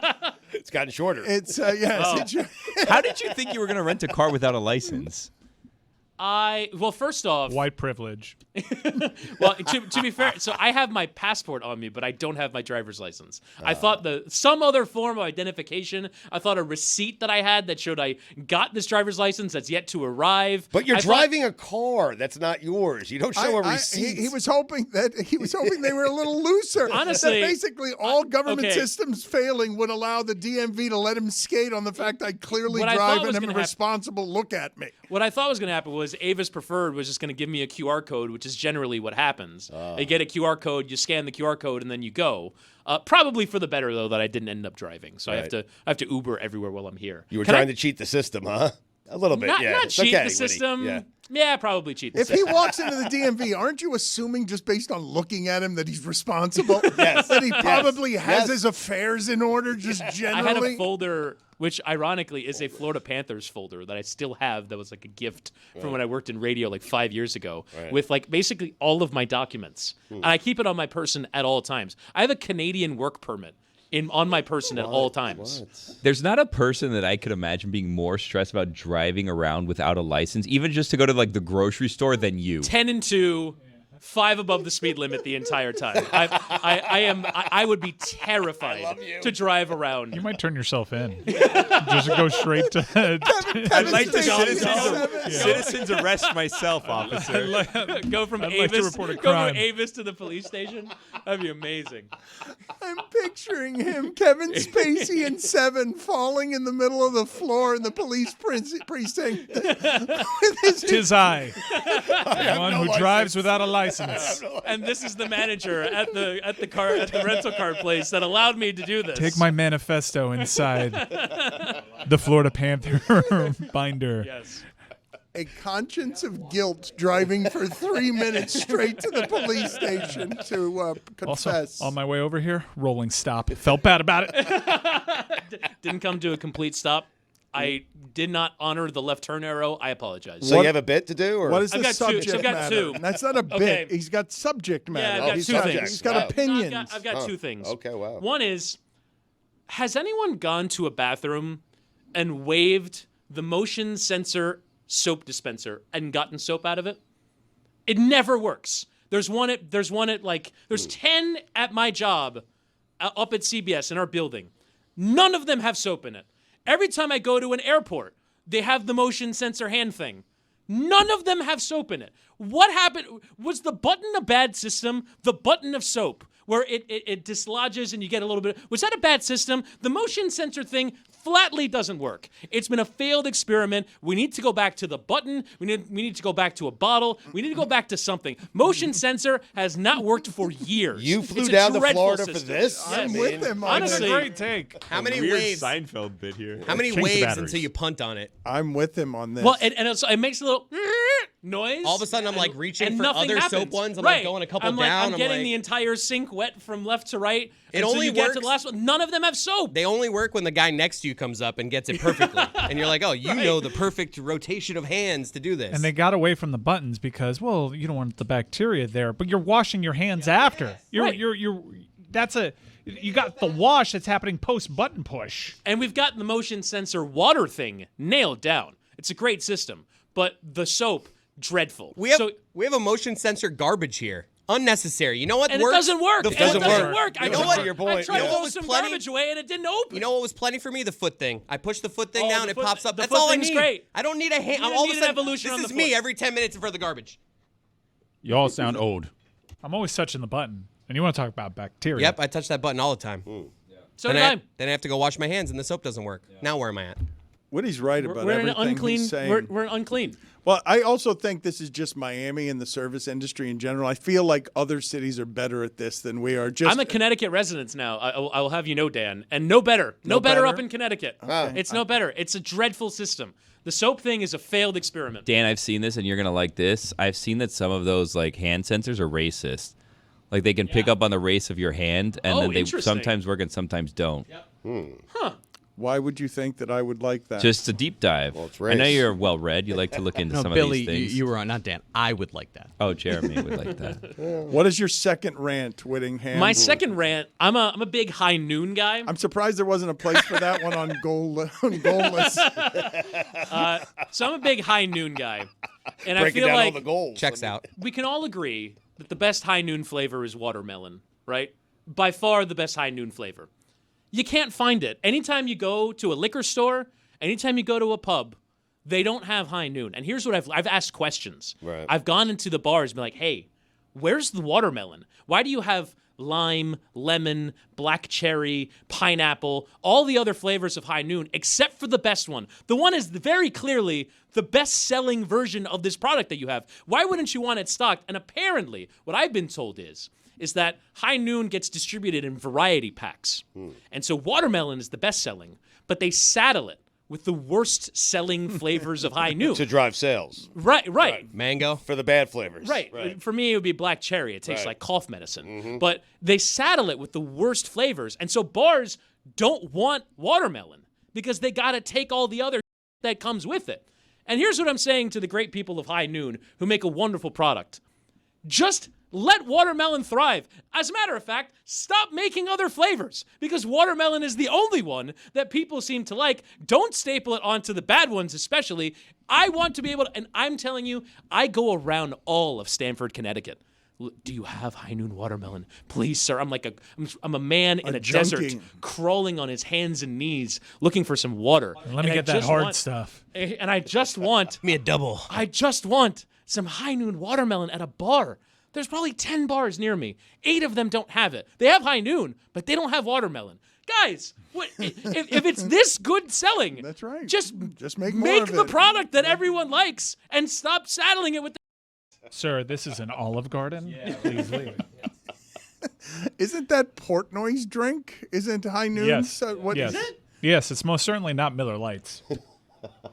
Well done. That'd be Mike. Topo Chico, which I actually favor. Oh, fantastic. That one's the best. Are we not allowed to do observational humor about other forms of alcohol, or does that You haven't stop been us? here in a while. Oh. I do have Witty trying to say Connecticut.